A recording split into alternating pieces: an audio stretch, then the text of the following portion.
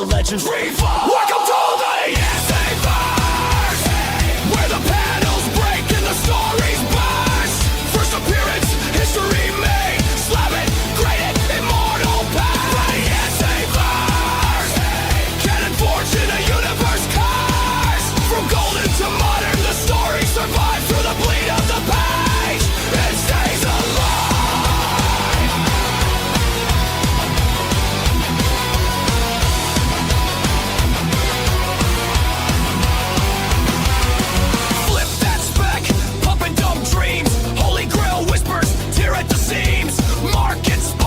Rumor mill's breath, crossovers sink the line of death. Footnotes trace the collector's code. White pages pure in a mylar hold. Investment grade, sealed in a tomb, but the panels still scream, they boom. Back issue fire, collector's sin. Every variant cover pulls you back in. Welcome to the Savers, where the panels break and the stories burst. First appearance,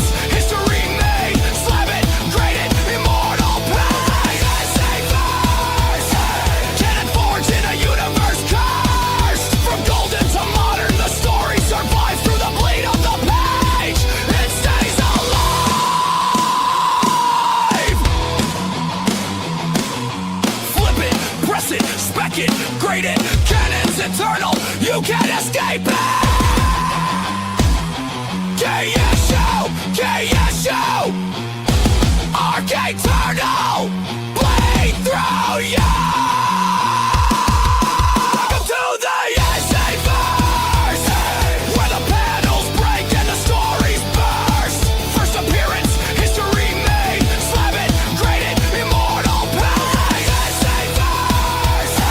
Cannon forged in a universe cursed. From golden to modern, the story survives through the bleed of the page. It stays alive.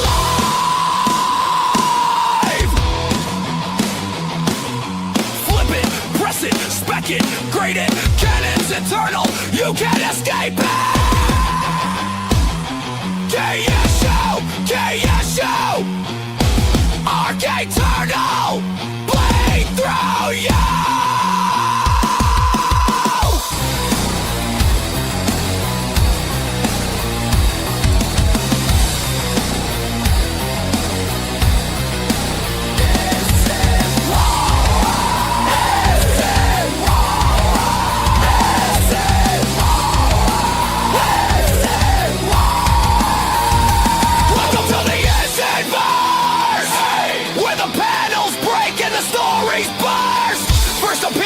History made, slam it, grade it, immortal. Welcome to the Savers, cannon forged in a universe cursed. From golden to modern, the story survives through the bleed of the page. It stays alive.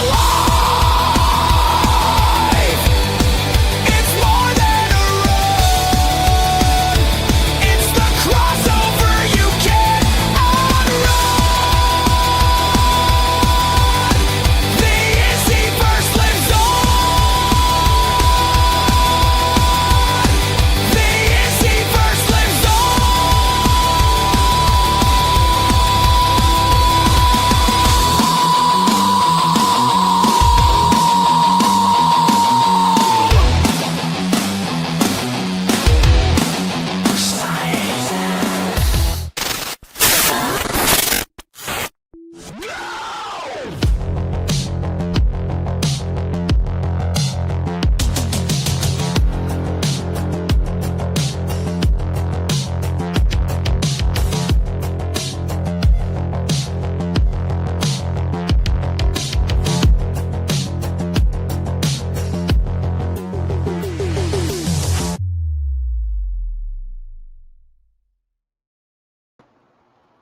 Look at you. Where are you located? Are you hanging out with Chris, the comic vet, right now? I'm in a secret location. You sound like you're in a locked box right now. Is that what it sounds like? Oh, that's unfortunate. Yeah, because all the echo is coming in, and you're like, you're obviously you're looking upward.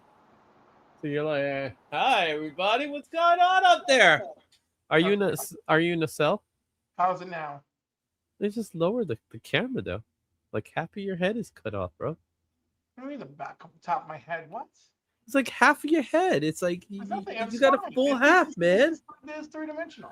It's not three-dimensional. You're like falling down. There you go.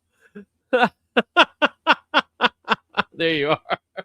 We did it, guys. It finally happened. Cliff has fell. What's going on, everybody? And welcome to the best show on Tuesday evenings, featuring 7 p.m. Eastern. at 7 p.m. Eastern, featuring two guys who know nothing about everything else, and everything they know about is comic books and pop culture. Not really pop culture. Spider-Man. Right. No. Yeah, that's some Spider-Man. Oh, I hear a background vocal. I heard someone in the background. Wasn't you? You shouldn't. I heard Spider-Man like that. That's what I That heard. was still me. That was still you. It just sounded differently. Yes. Was that straight, Cliff? I don't know. I don't think Straight Clip was talking about Spider-Man. There he is. All right, what's going on, everybody? We have a jam-packed, and when I say jam-packed, we have a very jam-packed show. But one thing we are going to do today is, you know what? It's the beginning of the month, everybody. And with the beginning of the month, a lot of crazy things happen. Among them, there's a duck hunt. Yep, that's right. A duck hunt will be happening today. So we will have a duck hunt later today. But the way your duck hunt works is because you either are a channel member or you leave a super chat of any size and we'll add to the pile. So let's go ahead and show what's in the pile today, because this is what we're giving away today. This pile of goodies. All right. So among these piles of goodies, you have Amazing Spider-Man 33. You know what? I'll do one of these things. Let's see. Is it this one? There we go. Make him nice and small. You got Amazing Spider-Man 33. We're getting close to 1,000. So I got some news to share with you. A Web of Venom. We're going to add that. That's been added already. We got Venom, Separation Anxiety. And notice what I did there. Saw what I did there? Ah, yeah, we did that. So that's been added. We have an Ultimate Spider-Man. We got that there.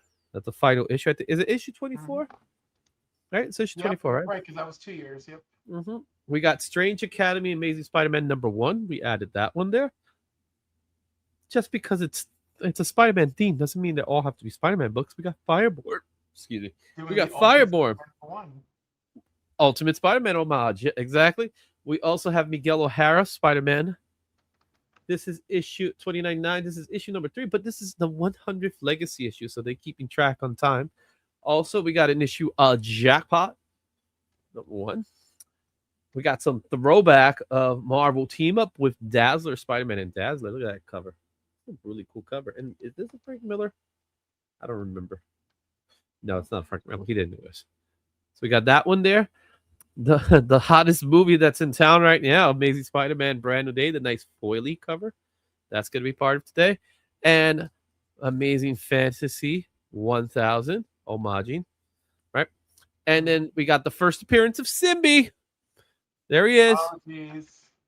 There you go. First appearance of Simbi. And finally, the last book in this pile is going to be an Amazing Spider-Man 318, done by Todd McFarlane in a PSA. This suck is hard and heavy. So that's all. The slab might be worth more than the book at this point. At this point, right? After all that stuff. So we're gonna be doing that today. But as always, we're gonna start the new one. So let's go ahead and take a look at what we got going on today. Bam. I like doing it like this. So, Cliff, can you see the logos? I see an X-Man. I see a cat. Uh-huh. I see a comic book with an exclamation point, which I'm guessing is Image. I think Jean Grey in a ponytail. I don't know, but these are the things I think I see. All right, so let's say what's up to the chat while we put these up. Las Cruz says, hello from Nuevo Mexico, mi hermano. How you doing? Bishop is in the house. He's like, hey, I wanted to check in and say hello. I haven't been able to make the show on Tuesdays because of me being in class. That's good. Be a good student. I catch you on the rerun. It's been years since I've been in school. LOL. But good for you going back to school. That's awesome. I don't summer school no less, but school is still good. Well, White we're in the Tiger, schools all year round. you know what I'm saying? Cowabunga, Izzy and Cliff. That's right. Dante's Game Room. Good evening, everyone. We got PSG Comics in the house. What's going on? We got DVH. Who? I'm out having a beer with a mate. We'll have to catch the rewind. Well, last week he was doing this thing called sleep. Mm-hmm. Now he's catching a beer. I know. It's amazing. Well, All the Mao activities that we're learning about. There you go. Omnipresent right there. All right. And then we got here PSA, the Self Defense. You got it. It is. All right. And then we got our very first one, JSS Brooklyn, throwing in the $1.99. He's going for the cat. Do you want to take a wild guess what it is? I'm gonna guess Black Cat. Good guess, but this is a new month. And with a new month, we're not Comes doing the new spider. responsibility. Come new responsibilities. It's actually Absolute Catwoman #1. Ooh, The so Micah variant. Zozo Micah. She modeled herself after this. This is the way Zozo Micah looks. No, I know. I was just gonna say this looks just like her. This is. I'm being honest, guys.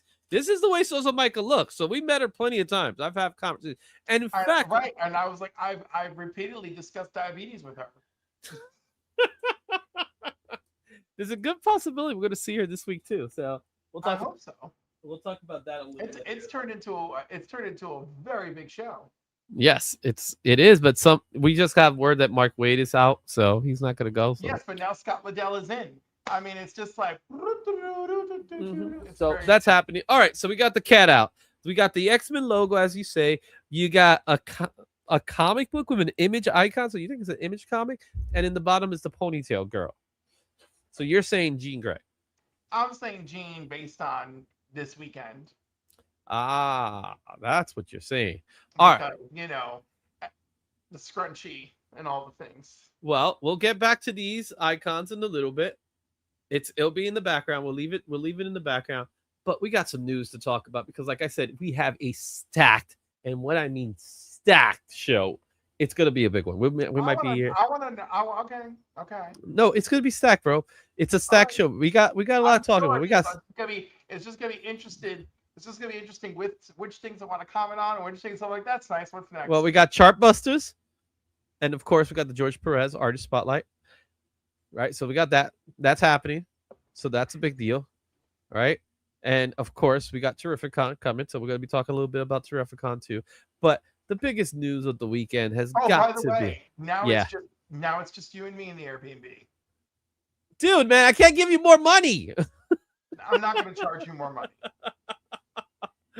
Oh my goodness! Now we're changing. We got to get somebody else. We can get somebody else. No, I don't want anybody else. You want the whole Airbnb by yourself? Why is everybody bailing out on you? I already told you I'm not. Oh, they told you that I'm coming, and that's what it was. No. Just things happen. Okay, so let's get to the news because there's only one thing to talk about. So let's talk about it.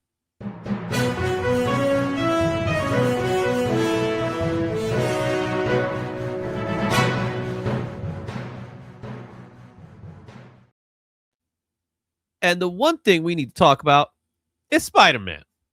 So we're gonna go full spoilers today, guys. Because you saw the movie, right? I did at 9:15 a.m. on Saturday. So I'm just gonna make sure I put the warning. Full spoilers. All right. Spoiler alert. Spoiler alert. Full spoilers. Spoiler alert. For Spider-Man. I'm gonna just put that right there. That way you guys will know. But at this point, I don't know who hasn't seen Spider-Man. So poof. Let's add the banner. Where? There it is. Full spoilers for Spider-Man. Okay.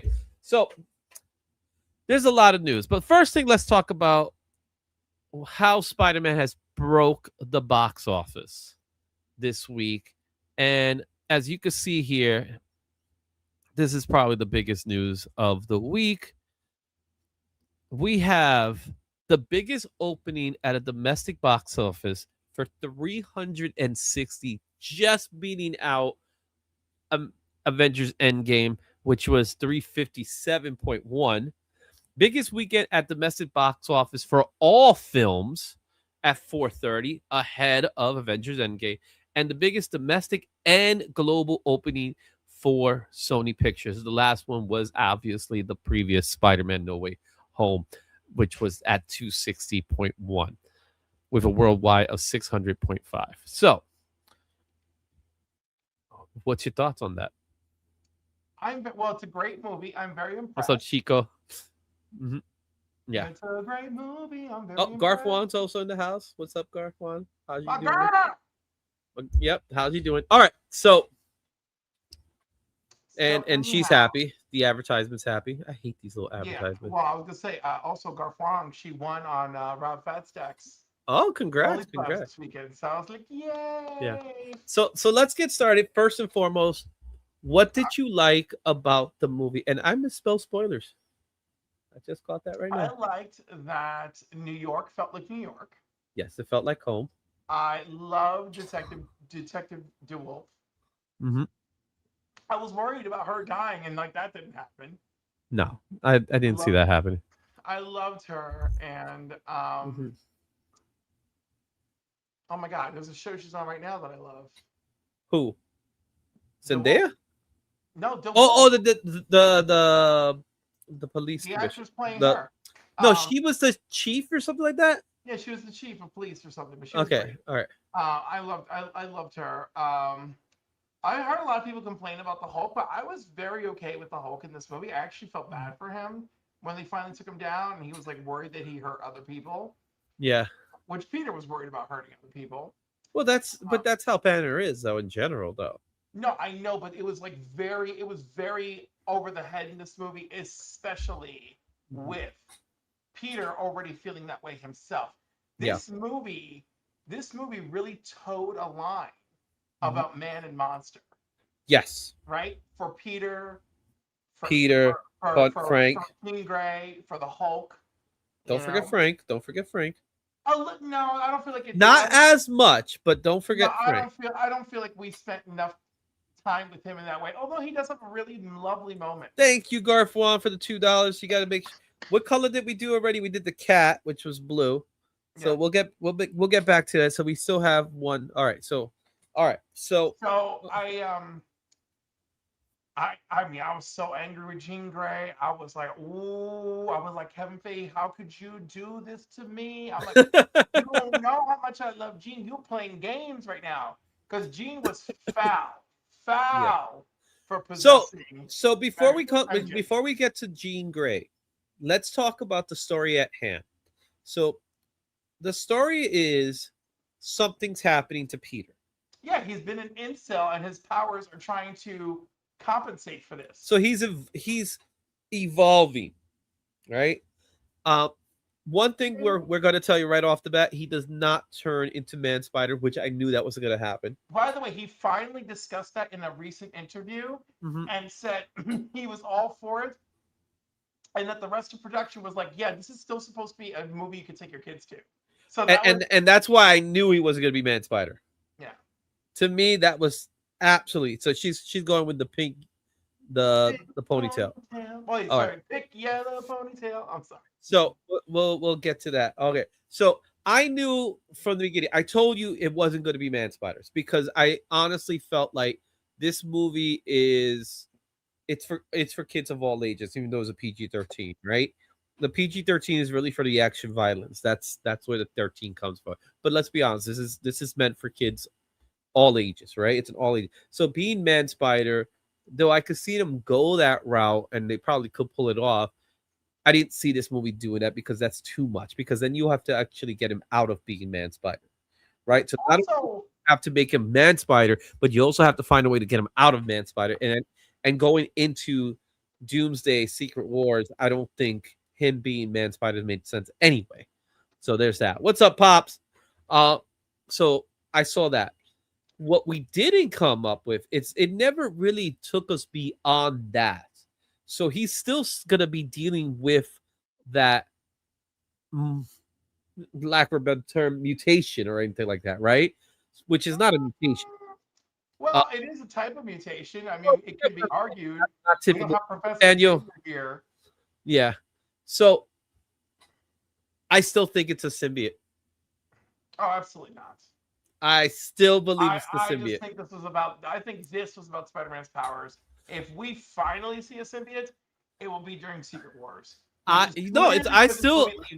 Oh no, I still believe in Secret Wars. It'll be revealed that was the symbiote the whole time. Now, here's my conclusion to it. He was getting the headaches, so my assumption is that the headaches were in relationship to some kind of sonic blast or something going on around him.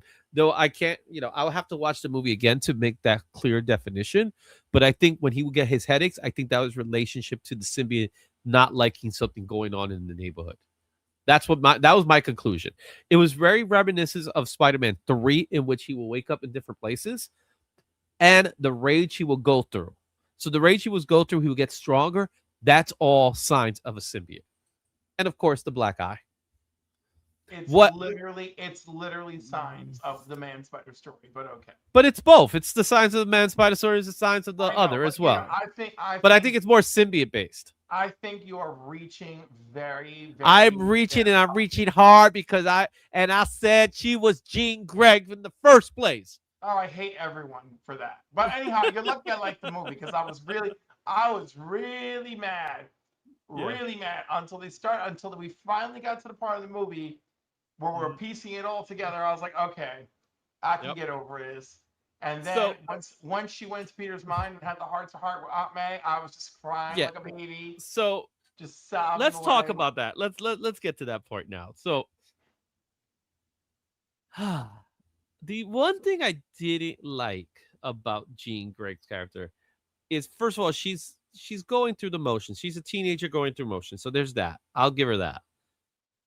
She was just evil at times. Like pure evil. That was pure evil. That was why I was upset. But on the other hand, she was really lashing out because of her abducted sister. So I guess between that Sarah, and a hormonal teenager, I finally decided, okay, I guess. You accepted that. Even though she flat out murdered that guy. With the cab. That got hit by the cab. Oh. So when she was talking and he was like this, and the car just smashed the guy. Did his shoes come off? They never showed anything else other than he got hit. He's fine. You think he's fine? You got hit by a car pretty hard. Yeah, no, I read that there was enough cutscenes to make. Wait. I read that there was enough cutscenes to make 3 different endings: the symbiote, Jackal clone, and more X. Let's talk about this. I want to get to the whole thing. They played us multiple times, bro. Multiple times they played us. Keith David's voiceover was exactly that. It was just a voiceover.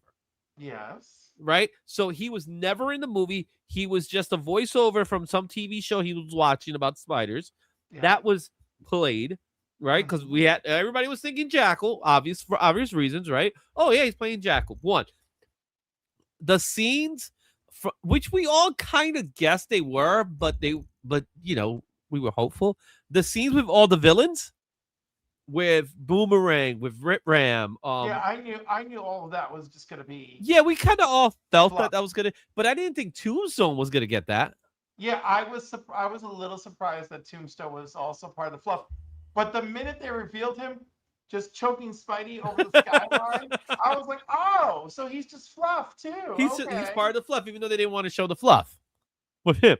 They wanted to keep that one, even though some images came out from it. The most prominent Fluffy. Yeah, the most prominent. So there was that. They played us with the VMAX. No. Oh, so you knew VMAX was air conditioner? No, but I didn't think it meant anything. You didn't think it meant anything, even though people were already starting to, as you're watching this movie, you're like, oh, is V for Venom? No, I was just like, I was like, all right, we'll see how that goes. And you didn't play that there was something about it? It didn't mean anything to me, so I was waiting for it to mean something, and it meant something. Wow, there's a lot of changes after. Yeah. What's up, Nerdy? Nerdy Geek. What's You up, know? Eddie Nelson? What's up, Eddie? All right, so you had that. You had the VMAX plate, which was a trope. You had the what other trope there was? There was a couple of I them. mean, it was a MacGuffin. Yeah, You it was a know? MacGuffin. It was What definitely is a MacGuffin. Max? And then you find out it's the last thing her sister saw. And I love how this. I love how this guy was like, "What? What? You're the second person to mention that. What the hell is that?" And No, I'm right. like, And when he did that, he, like the one who has you captive, when he did that, I was like, well, "Yeah, but he's not a reliable source because he's no, he, he's not a reliable source. But the fact that he went out of his way to go, you're the second person to ask me that, was very, was enough to say that wasn't big enough yeah, for that you." was very telling. Because a hard ass villain would be like, I don't know what you're talking about, and not even give it a second thought. They cut the night nurse scene with Rosario Dawson. I don't think it was necessary. I get it why they cut it off. It would have been a nice little. Peter had several moments in this movie where he could have used the night nurse. So they did that. They played us on the fact, and this is more like channel theories. They played us that the Hand was out to get Daredevil, even though Daredevil had nothing to do with it. I knew that wasn't going to happen. And then you want to here. This is what you should be mad about, everybody. This is what you should be mad about. The Hey, Hand Jeff. is in this movie, and they're a bunch of punks. What for?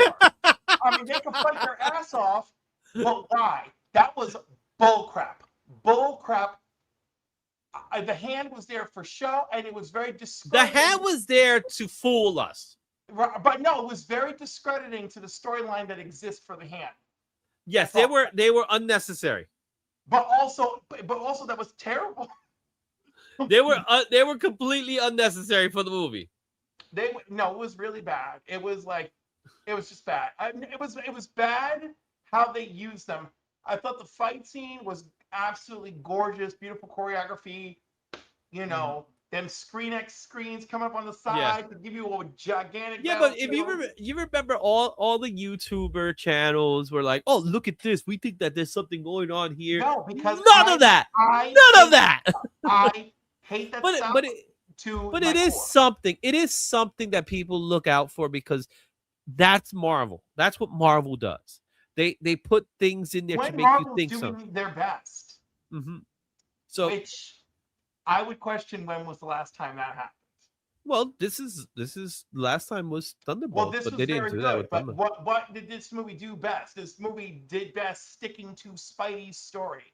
Mm-hmm. We have guest stars and everything, but it is a Spidey story. And they were all guest stars. So, Punisher, John Berthel was fantastic in my opinion. He wasn't dark as he normally is. Beautiful chemistry between them, right? Yeah, because it's organic. They're actually good friends, right? No, so I know, but it was just beautiful. It was great seeing Punisher on the nice side of things. Like he was still Punisher, but he was like laughing, joking around. I even like when Gene possessed him. And it's just like this guy is nuts. I would have loved it if because in a PG-13 you could drop one F-bomb. It would have been great as at that moment she's the one that says it as she's inhabited. She doesn't, but I'm pretty sure Punisher does drop one F-bomb. I don't recall him dropping an F-bomb, to be honest with you.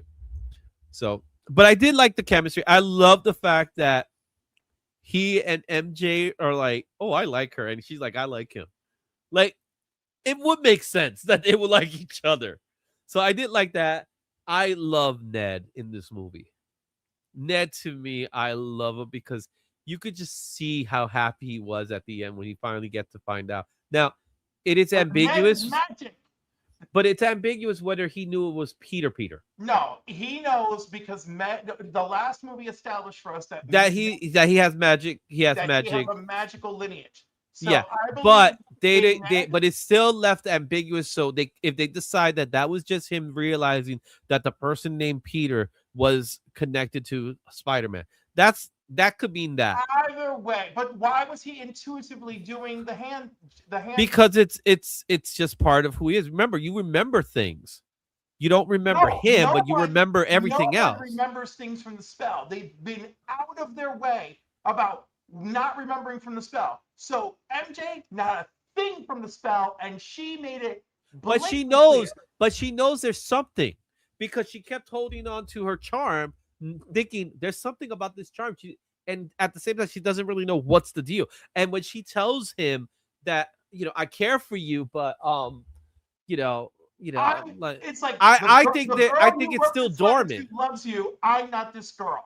And I think that's BS. I think that is her protecting herself. I do not think it's BS. I think Jean Grey. We got another $2. Yeah, baby. Jean Grey called it out when she said, "Oh, you think this could be all solved by, a fairy tale kiss?" I think MJ doesn't remember because she is not super or magic. But I think at the end of the day, she's gonna realize it. That's what they're gonna go through. They're gonna do this whole trilogy, and in the last one, it's gonna happen. I think they have to fall in love all over again. Well, they will. I think they will. I honestly think they will. So there's but that. Not with her remembering. And I think Ned remembers because Ned is a little bit magical. And I think that Peter couldn't get a magic kiss, but Peter could get a magic handshake. That's my theory on it. So the handshake threw it off. So right. So the handshake turned out to be the magic. So like I said, all these records we got, on Monday it hit 47 million. Do you think this movie would be over 100 this weekend? I don't know. I thought this movie was going to do like 250 opening weekend, and it killed it. Yeah, it killed it. It killed it, man.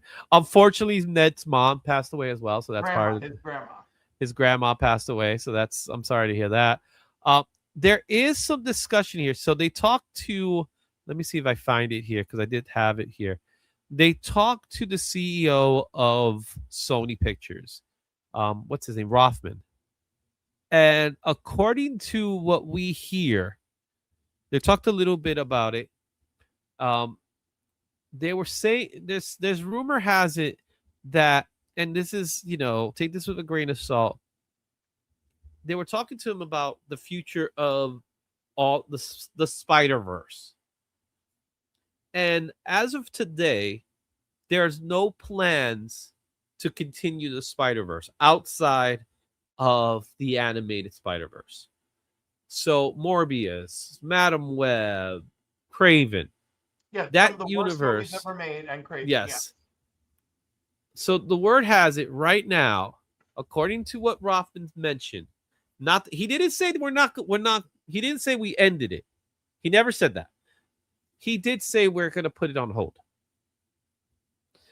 That we're not doing anything like that. So according to the deal that they currently have with Marvel in general, not so much Disney, but now that Marvel's owned by Disney, the deal has it that they have to produce a Spider-Man project in order to keep the rights. That's the deal, right? So as long as Marvel MCU has Tom Holland's Spider-Man, they cannot produce a Spider-Man live action movie without the MCU involvement. That's also now part of this agreement. They could do any other type of spider-related project. That's why they did Venom. Like Spider Noir. Or anything that's spider adjacent without Spider-Man, Peter Parker, they could do. So let's put on our thinking caps for a second. Does this mean they're not going to relinquish the rights because that'll be stupid still?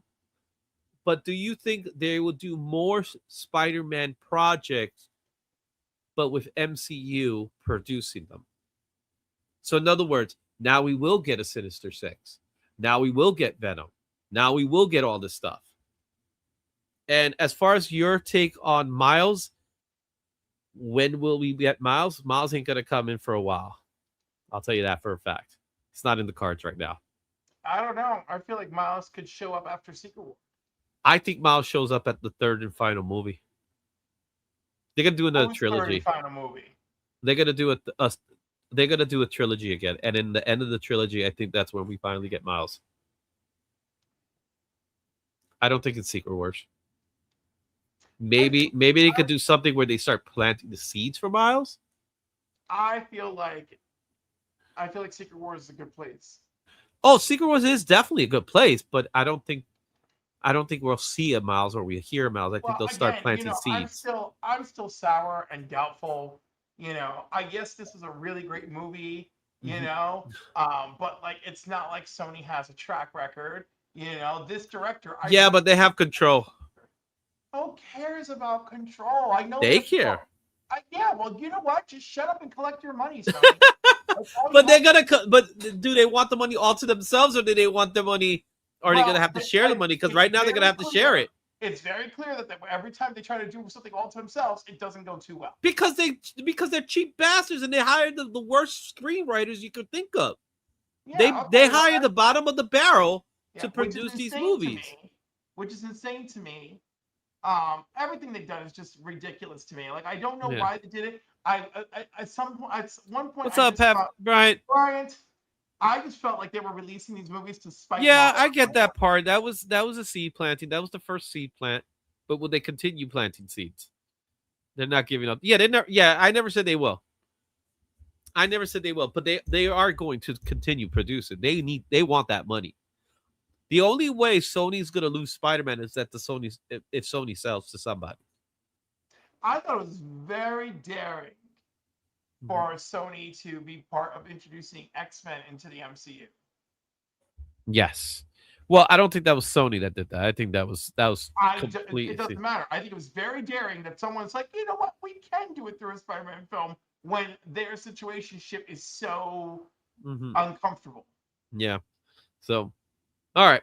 So that's that. I hope you guys enjoyed. That was your spoiler. Oh yeah. How do you rate this movie?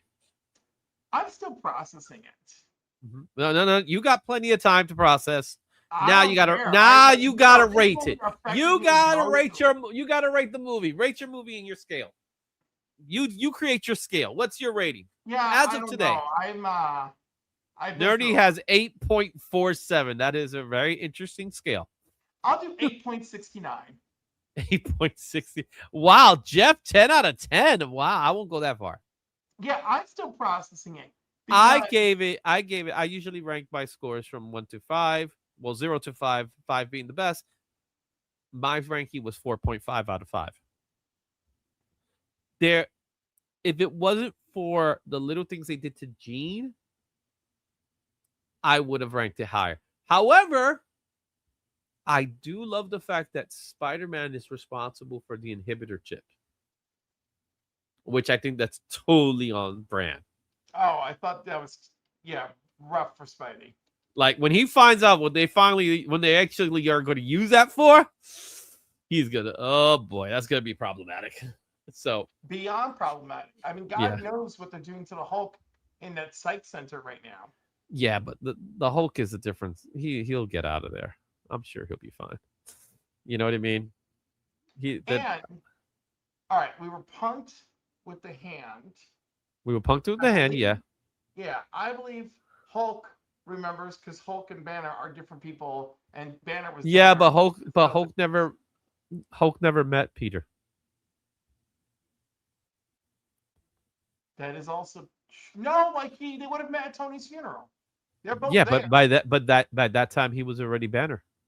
He was Smart Hulk by that time. Right, but Hulk reacts to Peter telling him, "I'm your But friend." Hulk is dormant at that moment. Hulk is not involved. Okay, wait. I'm talking about this movie. In this movie, he recognizes Spider-Man in some way, shape, or form. He recognizes Spider-Man because he knows Spider-Man from not Endgame, but from Infinity War. That's when they met. Okay, I'll accept that. Right? Because remember, that's when Hulk came in. He came to he's like, oh, Thanos is coming, and then that's where he actually meets them. But at this point, he's Banner, not Hulk. Hulk is in him, but not dormant in him, from what I remember. You know what I mean? So there's I think there was a lot to digest there with that. I didn't get to see much of the Hulk because I was watching a movie and I had to pee really bad at this moment. I couldn't hold it anymore. And I was like, I went right when he goes to the school, right when he went to Empire State University is when I went to the bathroom. Like, okay, I'm going to go. That wasn't a big part. It was just it was, but it was the time that Banner shows up and that was like his whole scene. outside of the getting You're he not was one of being my utilized. students, are you? Nope. Gotta go back to the library. The library's that way. Oh, Yeah, I didn't see that. I didn't see that. So yeah. That's all you missed. that's all I really You missed. know. I missed that in the school, And and Banner's the one who gives him the idea of a general inhibitor. yeah, so it falls on both of them, right? It falls At on the end, both of them. it falls on both of Um, them.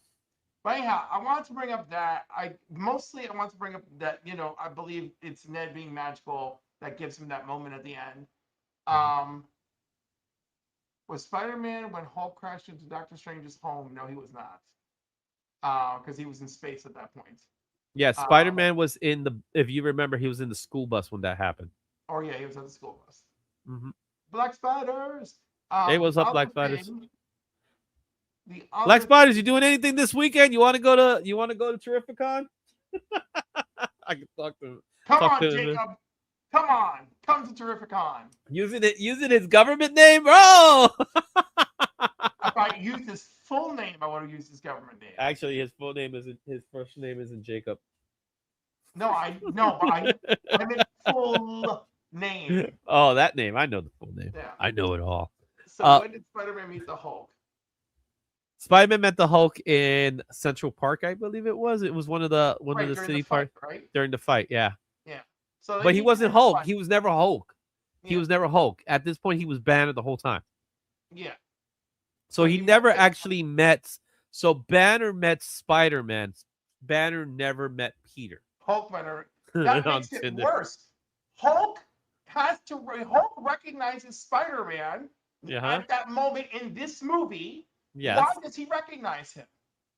He recognizes Spider-Man because that's who he met. Right, but have they met? Not officially. It wasn't like Right. here yet. But Peter says to him, "I'm your friend." That's what I'm saying. But Peter says And that's everybody. So it doesn't matter. They have a special moment, and that's what I'm trying to figure out. Yeah, how I will that have to watch works. it again, which I will. Maybe we'll watch it during Anyhow, Terrificon. I don't am know. blaming that Mhm. on the fact that Hulk and Banner don't actually share Talk the to each same other? mental space. No, That's they what I'm gonna don't. blame When that one is present, the other one's dormant. exactly, but completely dormant. Yeah, right. So we got another super chat from Black Spider, so that makes it two super chats, right? So let's get out of this because, like Actually, I said, we got Garf Wants, Jeffs, and Black Spiders. Oh, that's right. So we did JSS, so that one's in. Yeah. Garf wanted Wan, yellow ponytail. Jeff. Okay, so that's all. That's the 4. Yeah. All right, sounds good. So let me close this out. All right, and let's get back. Now I'm hearing the echo.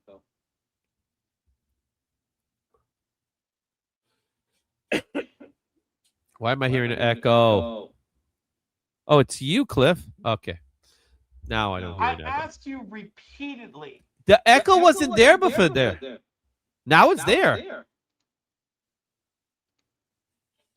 So you were fine earlier. Now you have an echo. Anyway, Garf went with the ponytail. Let me mute you for now. All right, Garf went with the ponytail, and the ponytail is going to be G.I. Joe, Real American Hero, issue 330. What do you think, Cliff? She looks like Jean Grey. Yeah, but we're talking about That's Lara hilarious. Croft. Lara Croft. Isn't it? Yeah, it's Lara Croft. Oh man, this echo's gonna kill me, bro. We gotta fix your echo, bro. Fix your echo. You were just fine, bro. All right, so that's been added. So, Jeff, you got to pick one now too. So let's go with you, Jeff. Jeff has the next one. So the next one would be either this X logo or. Chat, can you please tell us if I do have an echo or if it's only happening to him? When I'm talking, I hear an echo. Now I don't hear it. It's gone now. Okay. All right. So Jeff, you get to tell me what's the next one. What's it gonna be, Jeff? All right. I would say they're making the assumption that at this point Spider have came across it. Well, I'm sure they probably have. Peter is talking to Bruce, not the Hulk. Yeah, Bruce is the one I know. All right. X label. All right. So he's going with the X label. So what do you believe it is, Cliff? I don't know. Maybe it'll be something fun like Marvel Team Up, Spider-Man and the X-Men. Okay. You're still on the Spider-Man stuff. It's a new month, bro. I know, but this is really Spidey's month. And you're not giving him enough love. It's X-Men 97 season 2 number 1. Woo! Yeah, we got to talk about X-Men soon. So tomorrow's a big episode. Tomorrow, Gambit return. Not like this week's, man. This week's going to be the big one. Mm-hmm. All right. So, and then the last one we got here is the comic page. So that was definitely Mr. Let me take this off. We don't need this anymore. The last one is going to be the comic book page. So because Image, come on. It's Comics the magazine. All right. Well, that was independent. It was independent, yes, but it's issue number 5, the Mark Spears cover. These two are like the only heroes of that world, right? Who? These two characters. I honestly don't know. All right. So we still have the centerpiece. So the centerpiece is the biggest book of the bunch. I think it's a fun book. I believe it's a fun book. And that's the final one for it. So we have the 4 books that we're going to add for the August. So our first 4 books are in. We just need to add this final book that's right here. Midnight Man is correct. I think it is Midnight Man. It is Midnight Man. Yeah. Mm-hmm. So there's your 4 books that we have for the month of August. And we just need one more. And there goes Cliff. Let's see this fun book. Yes, the fun book is, in fact, Dark number 1, the 5th printing. But this one is signed by Mr. Brett Bean himself. Ooh. So there you have it. We have our 5 books for today. Congratulations, everybody. Thank you all for being a part of the Izzy's Rat Pack. And as a result, we are going to add all 5 of you to today's duck hunt as well. So we will do the duck hunt later this evening. So with that being said, let's get talking a little bit of our next topic of discussion. So let me close this one out here because we don't need that anymore. And last month, we were talking a little bit about the chart. We were doing the Chartbusters. And one of the things about the Chartbusters that was really interesting was there was a book that came in last minute that I think it's important to talk about. So let's go ahead and let's just get into the Chartbusters so we can see exactly what I'm talking about.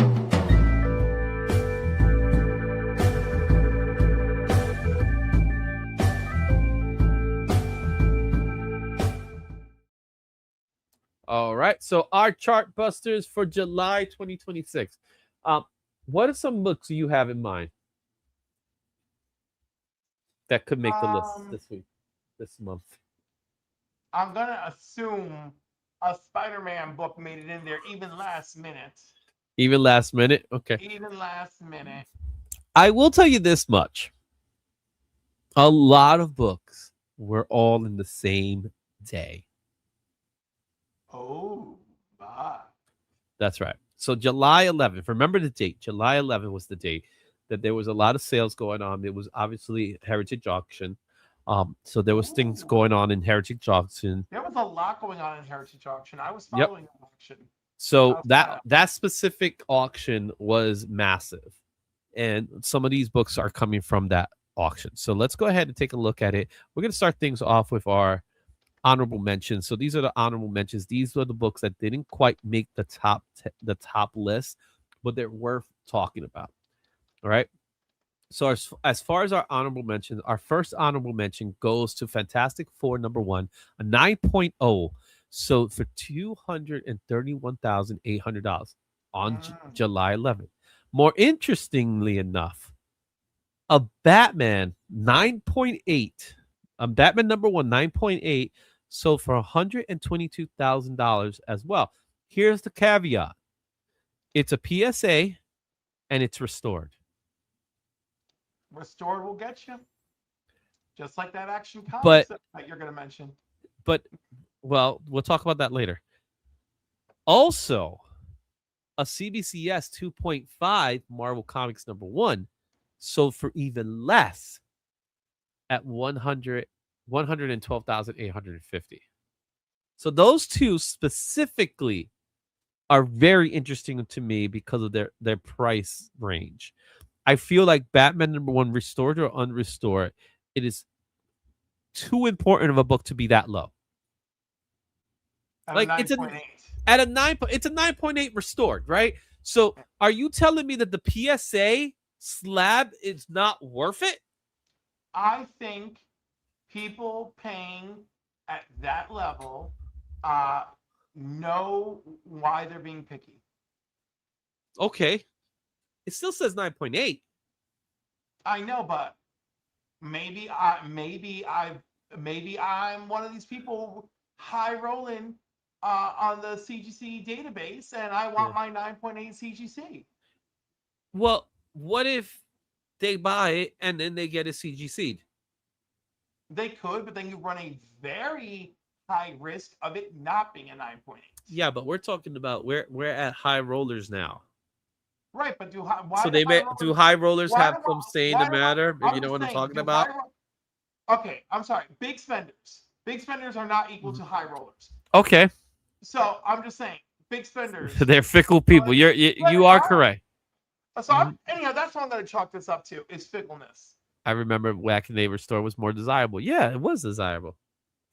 But I'm still on the notion that you got a book here for under 125.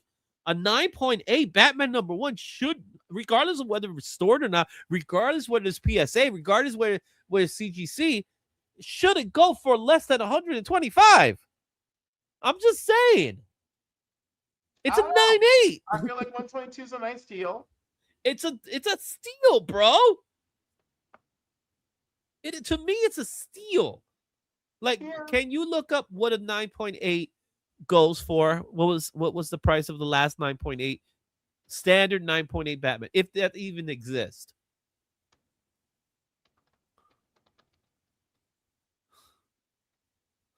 What year is it?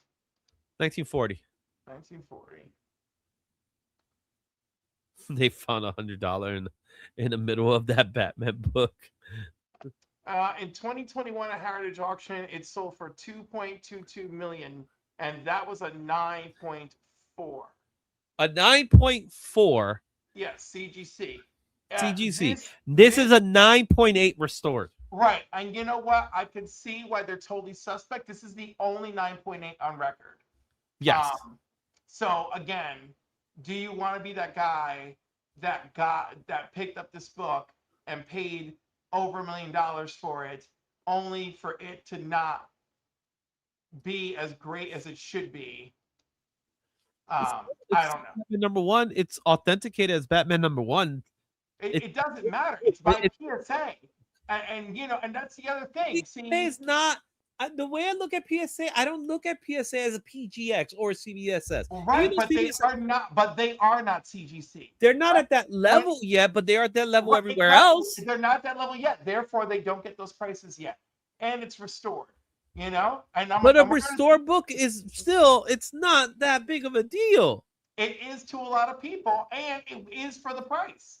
So, I think 122 is quite low. I also think would you buy a Batman 608 second printing at 9.2 CBCS? Well, I already have my copy. I have a 9.8 regular. Why do I have to? Like, why? And why would I? No. No, you have to desire it. Although there are some CBCS I would get. I can speak. No, sorry, Jeff. I'm not gonna do that, Jeff.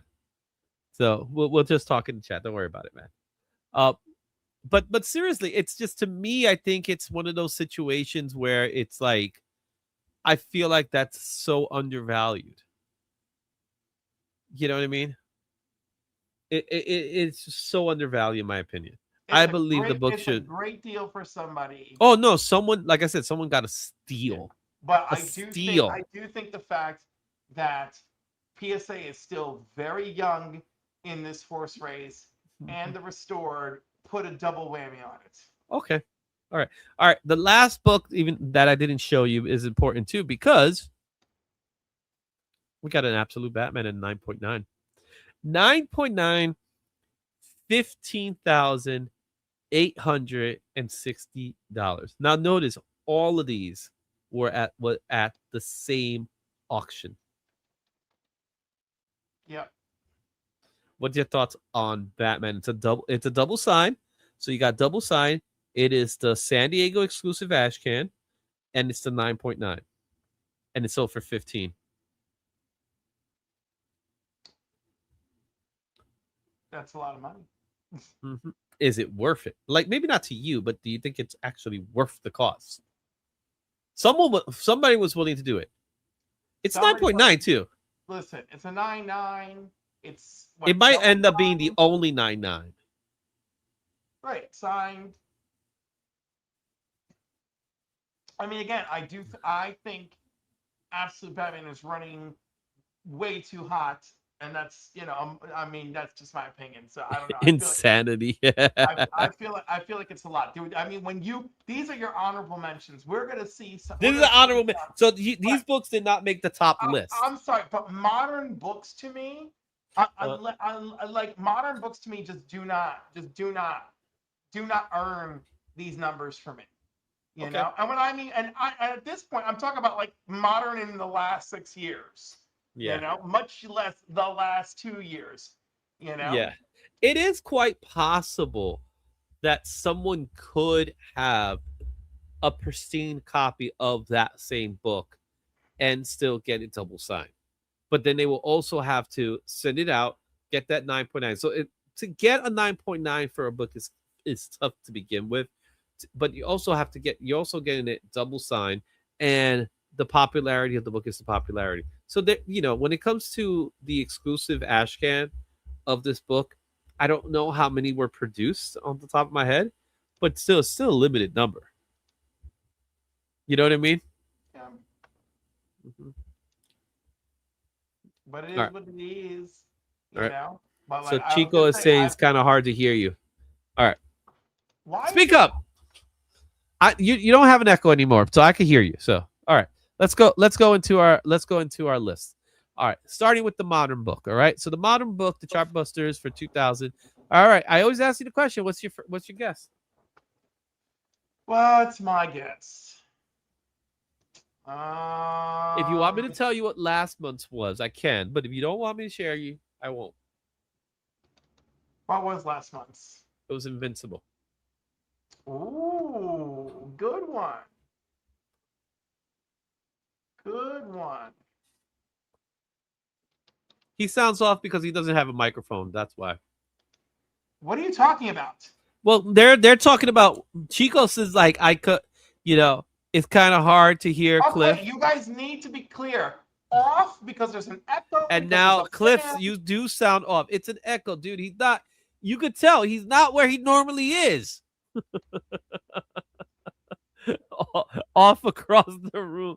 I think it's fine with where we are. It's gonna be what it is. Okay, he's not where he's normally at, guys. All right. So Jeff is saying it's some absolute title. What do you think it's going to be the book for July? It's modern. I'm also gonna guess absolute. Sure. All right.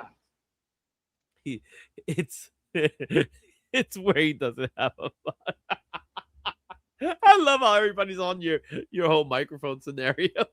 All right. So you're going to say it's an absolute book? Next time I'm going to just be a half hour late. That's it. Daniel's back. Yes, we are done spoiling Spider-Man for you, Daniel. The audio is coming from you. It's not.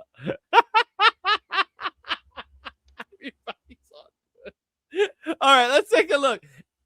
The book is not an absolute book. It's actually Amazing Spider-Man 667, the Del Auto variant cover from 2011. It last time we saw this, it has commanded 20,000 at one point.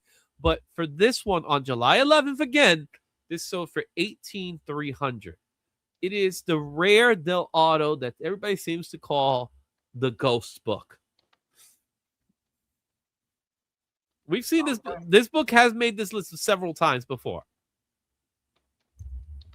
For a ghost book, that's funny. Yeah, but it's still under 100 printed. under 100 at the And grade. why was there under 100? Was it a special exclusive or what? It was like a 1 in 100 in 2011. So it was kind of like the start of the incentive, but the book itself wasn't performing well. It was during the Spider Island Mhm. storyline. So the book in itself wasn't performing as well as it normally had. And people don't know how many actual copies of this book exist. They do, but there are less than 100 in the census right now. I believe there's less than 50 in the census, to be honest with you. Ooh, fun. So it has a very low census count. Very low. Is this like that that Venomized Mary Jane one? Kind of. It's kind of like the Psylocke X-Men Campbell. Okay. It's kind of the same, kind of in the same approach, where it's like they really didn't make that. There's really not that many copies that exist. It's a lotto. It is an incentive that I know. It's an incentive, even though we don't actually know the ratio of it. We'll see you later, pops. Pops. All right, we don't know the actual ratio behind it, but they do believe it's one of those incentive books. But we don't know if it's like a 1 in 50, 1 in 100. What we do know is that there's a very small quantity that are out there. So that was number 1 for the modern. All right, let's move on. We're going to go now into the Chartbusters for the Copper Age. So, what do you think is going to be the Copper Age book? Copper Age book. This one might shock you, in my opinion. You want me to tell you last month's? What was last month's? TMNT. Teenage Mutant Ninja Turtles. That's a good one too. You guys in the chat, you're more than welcome to play along. Do I dare guess Ninja Turtles again? I'm gonna say Ninja Turtles again. You going to guess Ninja Turtles again? All Yeah. right. And you'll be wrong. It was Incredible Hulk Wow. 340 that came out in This 1980. like to keep coming back around. Well, this book is the first time that made this list. $4,462. This was the best offer on July 18th on eBay. What makes this book the price tag that it has, it's not the 9.8. It's because it's double signed by Todd McFarlane on 5/24/2016, and just 4 days later, Stan Lee also signed the book on 5/28/16. So they were able to sell it for $4,462 off of, I believe the price tag was originally $5,002. So they managed to get it down to $4,462. Personally, I got mine's triple signed, but it doesn't have Stan's signature. It has everybody else's. I got Todd, I got Bob Whitecheck, and I got Peter David's signature on mine. So I got triple signed book of this book. Not in the 9.8, but I believe mine's a 9.0, which is still good. And it's also a newsie. My version's a newsie. And it was the book I had when I first started collecting comic books. It was one of my very first comic books. Like, it might be my second comic book that I bought off the shelves. That started the collection. It's a good second book. So there you have it. That's the Copper Age. All right. Our next age is going to be the Bronze Age. So, do you remember what last month's was? Tell me. It was Incredible Hulk 180. Ooh, always tempting. If you remember that one. Yep. Mm-hmm. All right. So I'm going to go. Okay. There's two I'm torn between. Okay. But I'm gonna go with Marvel Spotlight. Ghost Rider. Wolverine number 1 at 82. Well, that would have Yeah, I guess it falls in Bronze Age. All right. So Chico's going for Wolverine number 1. You're going for Marvel Spotlight, which will actually be a really smart move. What was it? It was 181 in a 9.8. Sold for $53,680. Again, July 11th. It happened. That's top dollar right there. It's something. It's definitely something.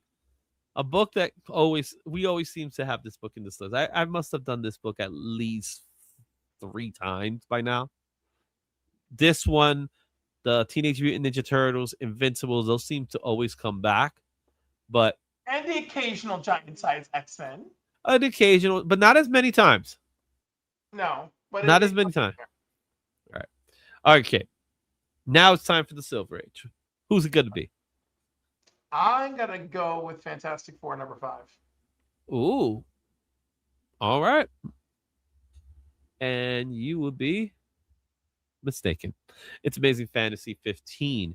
This one an 8.0. There was actually 2 other Amazing Fantasies that sold, but this one was the high sale of $237,900 on July 11th once again. 8.0. What do you think about that?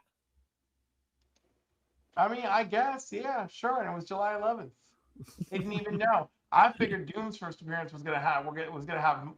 Should I don't know. I don't know. I cannot figure out any of this. Mm-hmm. So yeah. All right. You ready for the last one? The big one? This is definitely Action Comics. Action Comics had two goddamn sales on July 11th. It is definitely Action Comics. And you would be correct. In the 4.5 sold for $1,525,000. Well, When I become a millionaire, I'm coming after this one. I'm coming after 1 this million one when I'm a millionaire. out of 4.5. Listen, it's an Action One. It's complete. It is complete. It has some chipping though. It has some chipping, but it still looks really good. Experience. The colors are pretty good. It's a off-white to white pages, a 4.5. There is some chipping in the side, but overall the colors are still pretty vibrant on this book. So this was it, man. This was a good one, man. Those are your Chartbusters for July 2026. All right. What's next month gonna be? What do you think? I bet it'll be full of Spider-Man. Spider-Man across and then God knows what the maybe we'll get a big Marvel spotlight number 5. Maybe a spotlight will come in. I just want to say, this same auction. I always love seeing the people run away. This same auction had some big sales. Oh no, it was huge. It was one of the biggest. Comics number 40 with Sandman on the cover. And I think it's I guess it's his first real full adventure or something. But yeah. I know 39 also went for some big money. Mm-hmm. And I'm wondering if 39 is his debut. Mm-hmm. Because I'm looking it up now. Yeah. Wait. All right. Well, thank you for watching this one. We'll do this again for August 2026. What's the big books? We already have some the last 4 days have been some really big sales already. But there will be another auction out there that's going to probably kill everything. Let's move for a moment here and discuss our next topic of discussion, which we're going to be doing a creator spotlight. We haven't done a creator spotlight in a while, but it was because Cliff wanted to do a artist appreciation month. So I figured might as well just take it to the next level and do a creator spotlight. So we're going to be doing this is somebody that I was always planning to do sooner or later. And I guess the time came that it finally happened. And so let's go ahead and get it started. So let's play that creator spotlight video. If I find it, I don't know where it's at now. Oh, here it is. Let's do this.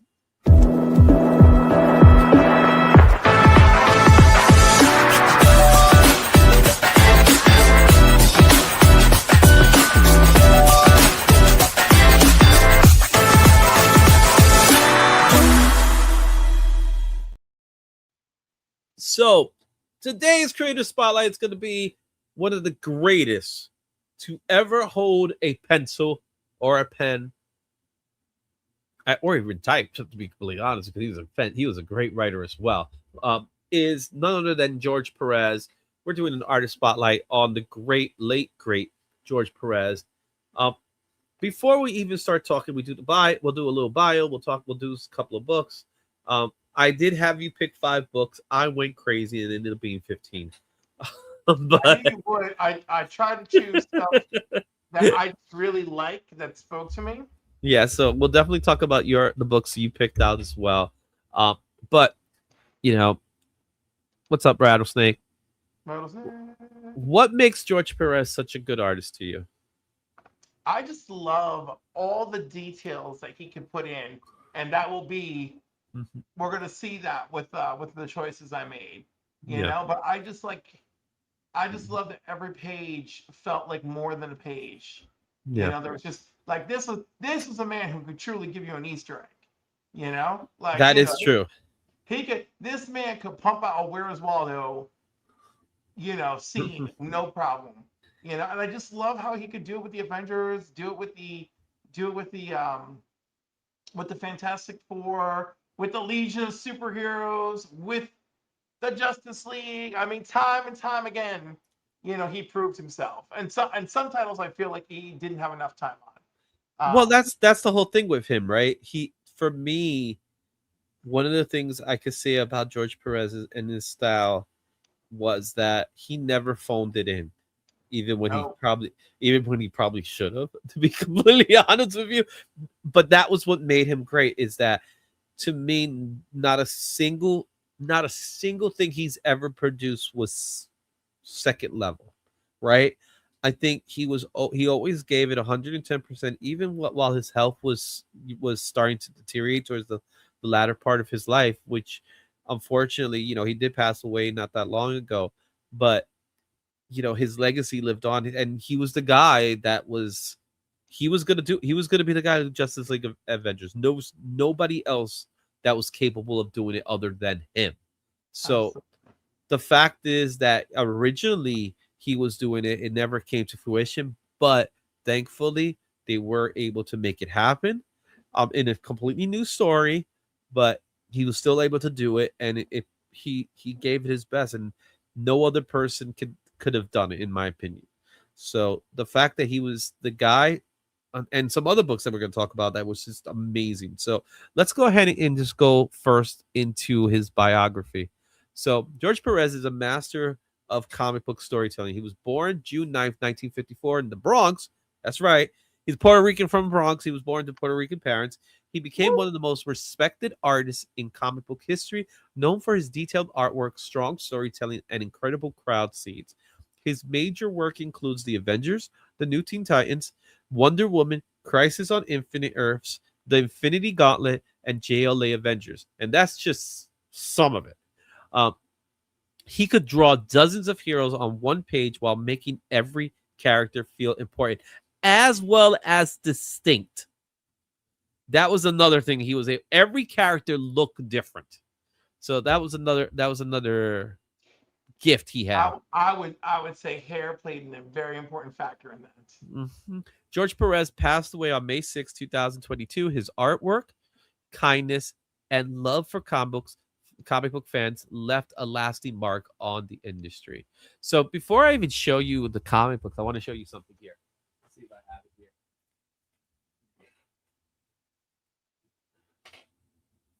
So I had the distinction of seeing George Perez multiple times. And my wife was actually a big fan of George Perez too. So I just wanted to show you guys.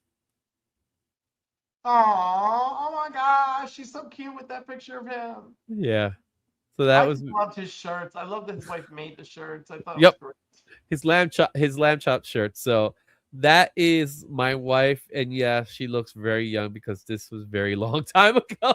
The first time I met him, and we accidentally had breakfast together because it was at the New York Comic Con Diamond breakfast, right? Retailer breakfast. He was wearing a Simpsons shirt. Sure. Oh, that's And I awesome. thought that was so funny. Yeah. And I'm like sitting there and I'm like, because we're online and we're like getting eggs and sausage and bacon and chit chatting, and I'm seeing the things on his wrist, right? And he's talking about taking a sabbatical, and I'm like, and I'm like, oh my God, I'm talking to George Pérez. I was like, I'm like, wait a second, he's taller than you thought. Like, take it all in. Yeah, he is actually pretty tall. He is pretty tall. He was pretty tall. He was always a pleasure to talk to, and he was always talking. So he was the type he was the type of guy that just was always talking, and I don't know anybody that did not like him. Like he doesn't. There was no stories of him having problems with anybody or things like that. So the fact that he was who he was, he's a legend in the industry, well respected, well loved. You know, I haven't heard anybody said anything bad about him ever. You know what I mean? This guy's out there that everybody, well, yeah, this, and this, and that. He never had that. He was always that type of guy, even, you know, to his very last days. So, you know, so let's go ahead and talk a little bit about his history. We'll talk about the first comic book, and that was Astonishing Tales 25. Now, this is his first comic book, his actual traditional comic book. There is a comic book that came before it, but it is also a first appearance of Deathlock, Luther Banny, and this is Astonishing Tales 25, 1974 from Marvel Comics. High sale of this book was 6,709.8. That was September 2021. Last sale of this book was surprisingly $37 at a no grade. The raw goes for about $62 fine. The grade it goes for $636 at a 9.4. There's currently 3,427 in the census. This is his first published artwork. He did do a 2-page interior backup story. So he didn't do the Deathlock story, but he did do the 2-page story that's in there.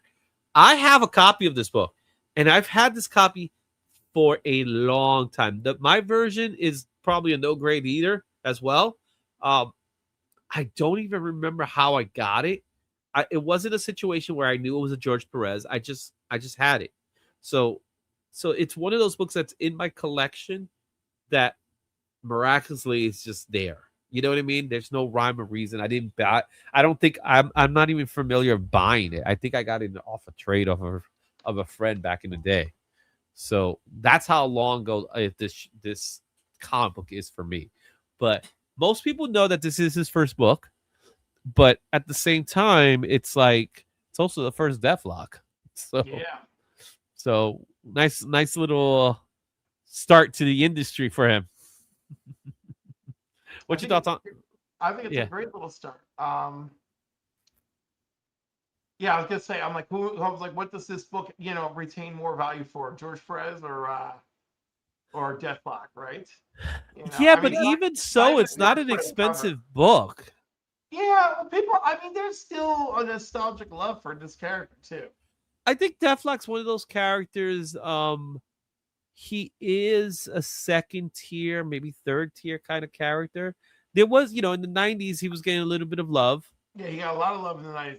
But it's a double whammy. I think it's because people our age who also have money remember Deathlock fondly, and then the second whammy of, hey, it's George Pérez's first 2 pages of art. Yeah.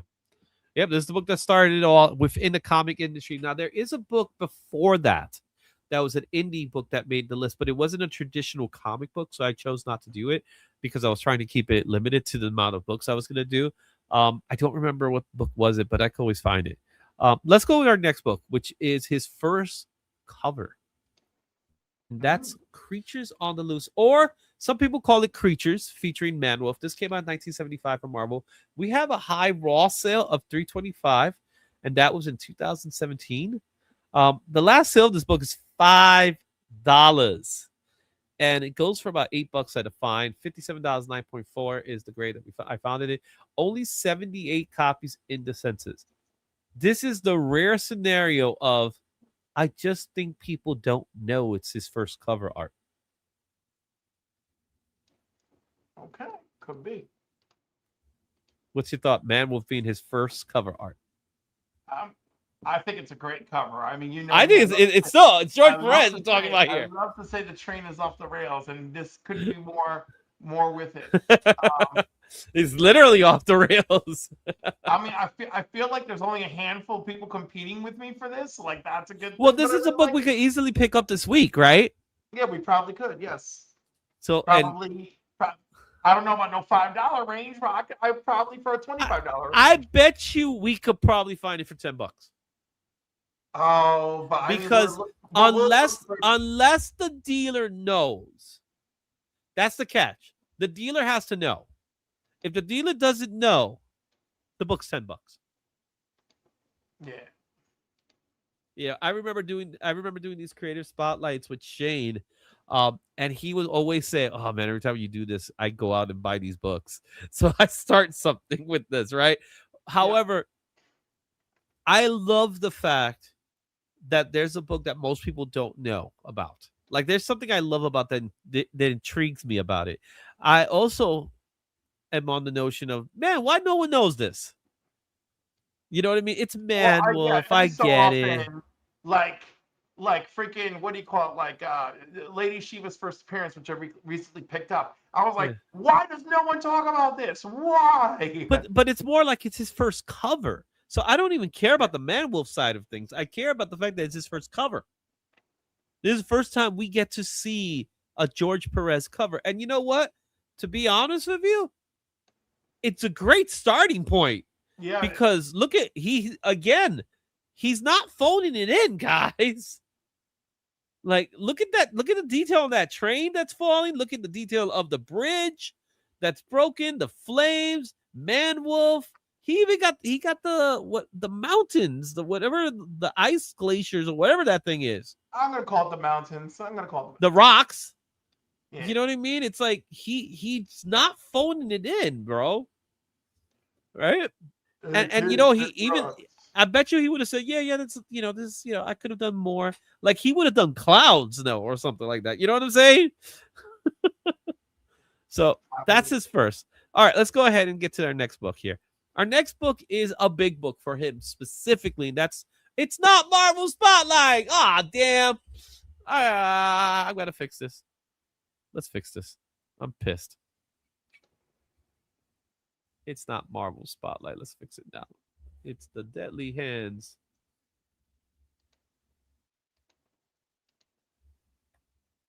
I can't believe I didn't catch that. I did this yesterday too. And what issue is it? I can't even remember the issue. Can you tell me what issue this is? Because I can't read it. I'll get it.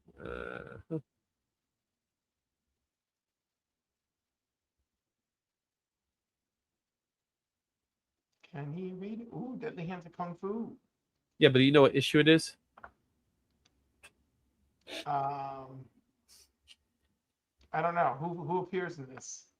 Oh, It's White Tiger. It's the first White Tiger. Oh, I'm so stupid. It's right there on the page. Yeah, that's what I put it for. So I love it. You know what? I could do this. All right. I just got to get the right name so we could, when I redo this.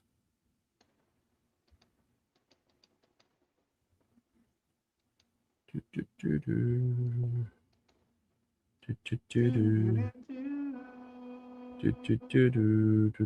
we go. All right.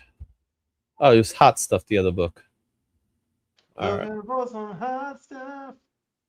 Oh, it's not issue 19. It's issue 19. Okay, so let's make this right. All right, everything else is correct. I know that much. All right, so Deadly Hands of Kung Fu, issue 19. It came out in 1975 from Marvel Comics. We have a high sale of $4,080 and 9.8, and that was in September 2023. $85 in a no grade. That was just recently. $165 at a fine at the raw. However, graded copies are ranging about $336. There's only 319 copies in the census. This is the first appearance of White Tiger Hector Ayala. So there's some major significance behind this character. We did manage to get to see him in Daredevil Born Again, right? So in the first half of Daredevil Born Again, first season of Daredevil Born Again, we had his first appearance. Why is White Tiger so important, Cliff? Go ahead, tell us.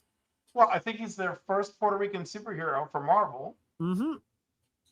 So Being that George Perez did it, you know there was some importance behind that. I know there's so much for George Pérez wants to, but I love that George Pérez was behind it. I'm sure that was influential in the character being Puerto Rican. He ends up being a wonderful recurring guest in Spider-Man stories.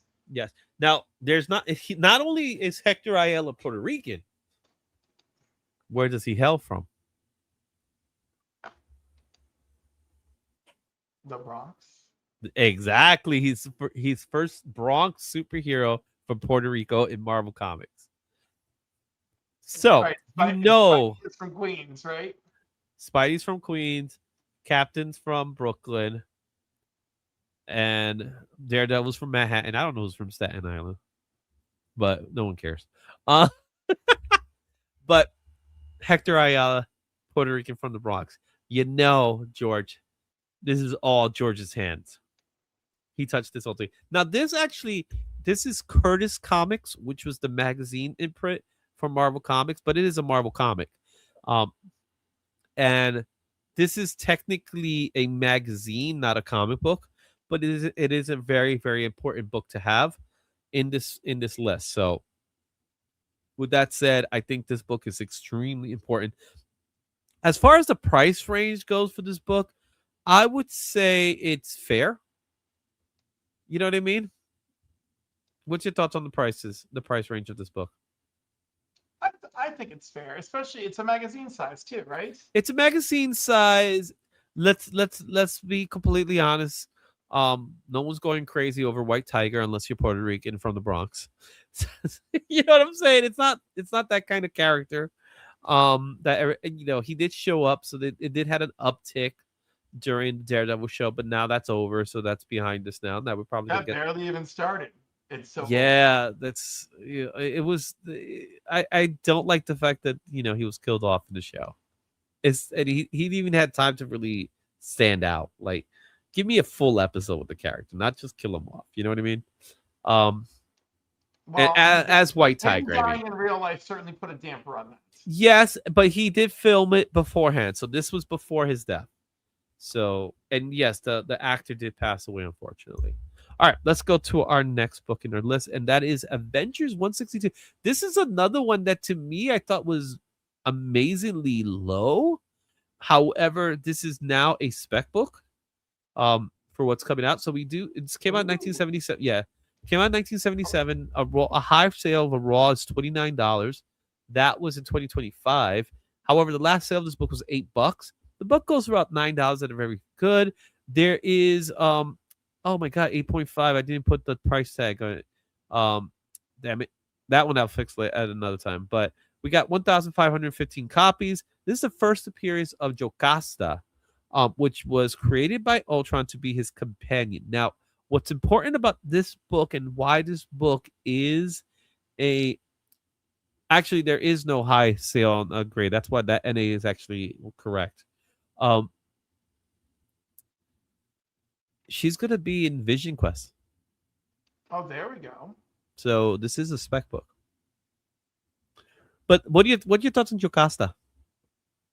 I've always liked her, and I always think it's kind of funny, sad, how Ultron keeps trying to make a family for himself, and they all keep betraying him. But he's the evil one. And he's the evil one, yeah.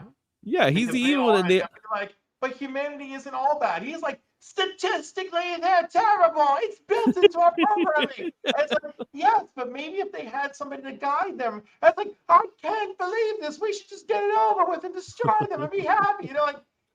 No.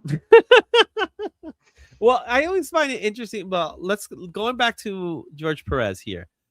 This is his first run on Avengers. Now, he has done multiple runs on Avengers. So the 70s, he was doing a lot of Avengers during the time that Avengers really, let's be honest, Avengers didn't really get popular until the movies. Let's call it what it is. However, whenever he was on Avengers, the books performed well. Yeah. Right? Because of the art, because of his art. In all fairness, it's because of his art. His art made the book perform well. And of course he would do Avengers. Right? When you think about it, all the characters that are involved in the Avengers and the way the Avengers were, during this time period, you had your Cap, you had your Iron Man, you had your Thor, but it was always a revolving cast, right? And in the 80s specifically, the Avengers hardly even had, like, they may have had Captain America, but they didn't have Iron Man, or they had Iron Man but they didn't have Thor, or they had Thor but they didn't have Captain America or Iron Man. And then you ended up having like Dr. Druid or Captain Marvel, or you have other characters in the team. Cersei was in the team at one time. Quasar was in the team. So it was just reoccurring superheroes that couldn't get their own books, so they put them in Avengers. They were, like, the Avengers were full of B-list characters, and in some cases C-list characters as well. But it also was great to see George Perez was doing it because he was doing all these characters. Yeah. You know what I they mean? were And I a- think and- that's what's and they part were of a it. lot of fun. It made it a lot of fun. So definitely a book that's underrated. Definitely a book that I think is gonna go up. This cover is great. You got Iron Man, Thor, Black Panther, and Wonder Man battling Ultron. I mean, like, come on. But don't you see Mjolnir just floating? You can see the movement of Mjolnir Mjolnir. Mjolnir shot ricocheted off his chest into a wall and back out again. Yeah, that's so, it's awesome, man. There's definitely movement here. So it's really cool stuff. All right, let's go to our next book here. Our next book is Peter Parker Spectacular Spider-Man number 9, 1977 from Marvel Comics. $769, 9.8. $38 at the last sale for this book at the fine. $21 at a fine. $62 at 9.6. There's 973 copies. This is the first cover appearance of White Tiger. It's also his first appearance in the comic book, in a standard comic book. A lot of people believe this is his actual first appearance when the other book was Deadly Hands of Kung Fu. However, I do like this cover way more. Way more. Interesting. I think I don't. Well, no. Obviously, I love this cover for him. Mm-hmm. Right. The other one's very impressive painted cover, and they are worlds apart. But yes, this actually officially announces his arrival. Yeah. It's also the rare occasion that you see him do Spider-Man. Yeah. George Pérez was not known for doing Spider-Man. It's a character that he didn't get to draw as often, even though he has done it. Like, he's drawn everybody, right? But you don't really get to see him do a Spider-Man. It would have been nice to see him have done a Spider-Man. I would have loved to see him do a Peter Parker. Like, that whole world, that would have been great. Like, I honestly believe George Pérez would have been one of the iconic artists, like we did a couple of weeks ago with the Spider-Man tier ranking. Imagine if George Pérez was part of that tier ranking. What kind of iconic run it would have been. And I was gonna say, I mean, it's a good thing he gave us as much Avengers and Fantastic Four as he did. Mm-hmm. Yep. So, and that was in the Marvel side. We haven't even touched the DC side yet. We will very soon. We know what's waiting for us on that. Yes, we know what's waiting for us on the DC side. But our next book here is another one that I think it's a underutilized book, which I think it's really weird to me, in my opinion. That's Avengers 181, 1979. This one has a high sale of $700, 9.8. That was September 21. Last sale of this book was $11, $18 at a very fine. $100, 9.6. We have 2,143 copies. This is the first appearance of Scott Lang, who would eventually become Ant-Man, and he is the Ant-Man most people know. So Paul Rudd's Ant-Man is this Ant-Man. Yeah. So why do you think this book is so low? I think because people don't know. Mm-hmm. Also, I don't know if people care enough about Ant-Man. They care about him enough that he's in the movies and people care about him. Yeah, I know, but I feel like Paul Rudd is carrying it more than Scott Lang is. Okay, but now he's Scott Lang. But here's the thing: it's like even during its height, it never really surpassed that sales. $700, 9.8. First appearance of Scott Lang. Now people do go after him in the costume more than his first appearance. That could be a thing, yes. Right? So I forget what's the comic book. You guys in the chat can tell me. His first appearance, a Spotlight book or something. Yeah, it's like a Marvel Spotlight book. I see it in my head, but I don't know the number. that book is more sought after than this one, even though this is his actual first appearance. So, it's one of those situations. But another great adventures titles. I just love his Beast. Like his Beast is fantastic. Just look at this, man. Look at all the characters in this page. He even has either that's Rom. I can't even tell, or no, it's the Guardians of the Galaxy. It's Prism. He has the Guardians of the Galaxy here. Oh yeah, no, they're there because I see. You see Starhawk, right? No, that's Martinez and Yondu are on the left. Yeah, but you can see. Let me see. Oh, there's Starhawk next to. Moondragon. Yeah, next to Moondragon and Quicksilver. So, but it's them. That's the best part about it, right? That's the cool thing about it. So, this to me is awesome, man. This is such a great cover. And again, he didn't phone it in. Look at every character's in there, man. He has even Charlie X in the back. If you see Charlie X is behind Thor, he's like, let me just throw him in here. So, all right, let's go to our next one. Our next one is obviously a classic one. It's Avengers 196, the first appearance of Taskmaster. We have a top high sale of $3,000 and 9.8.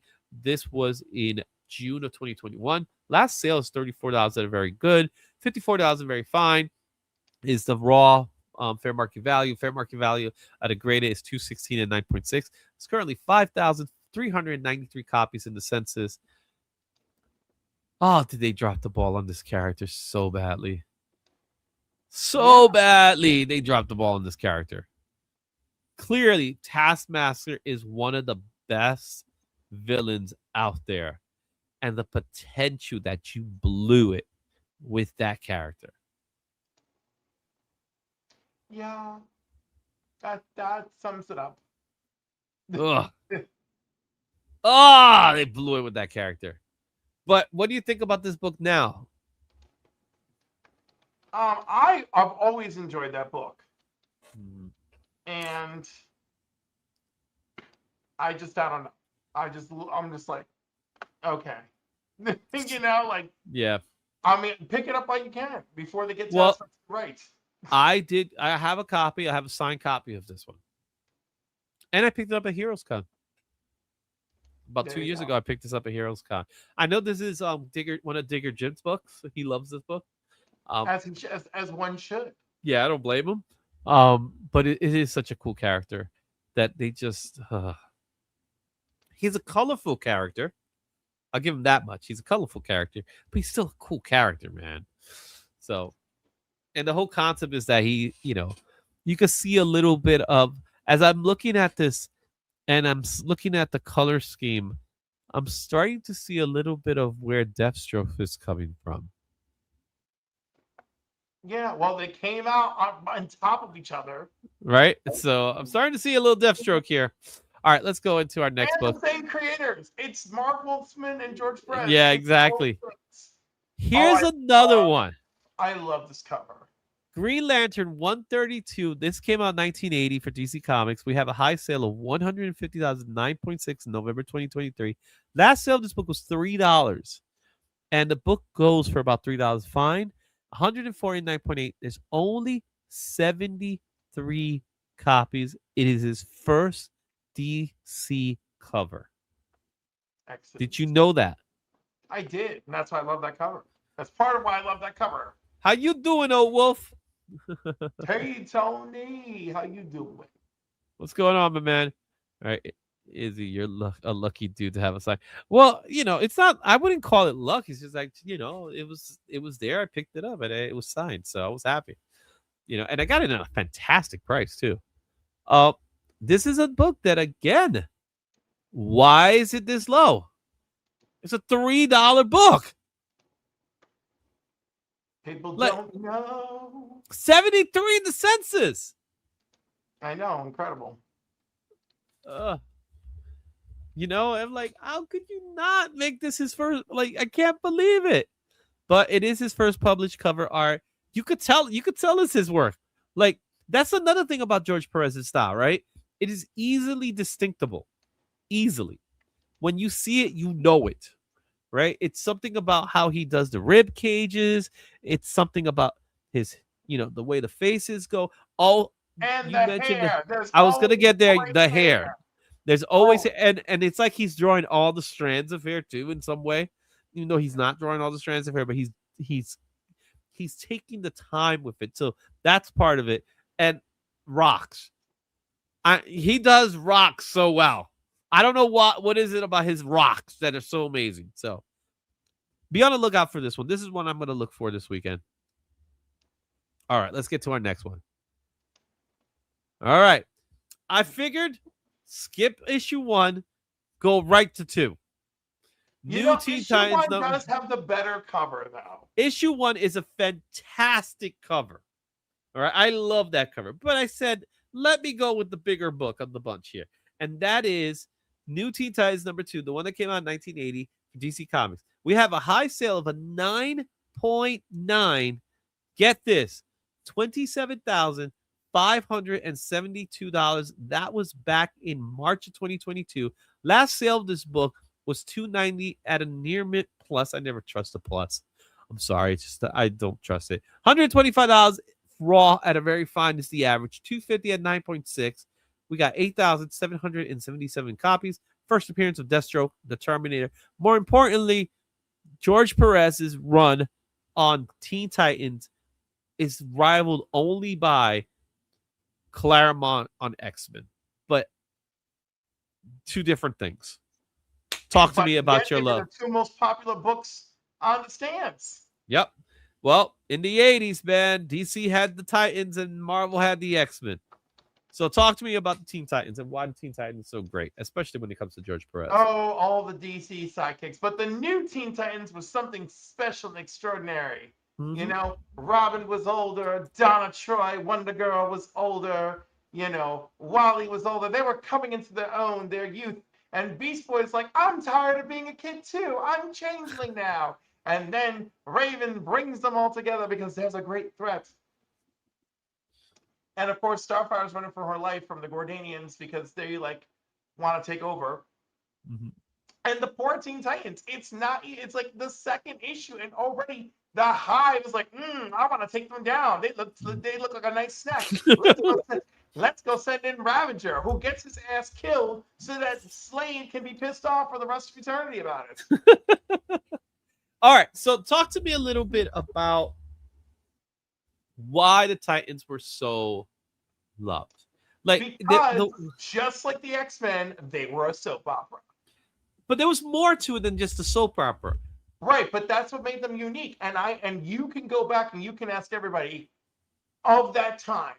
These stories stood out because, yes, there was superheroic antics, but there was interpersonal storytelling going on with the characters, and that was not a regular staple of the other books. And Justice League Detroit is an example of DC trying to capitalize on this magic. Yeah. Because if you notice, the Justice League Detroit era, as disjointed as it is, because people didn't want to read it, there's lots of interpersonal stories going on.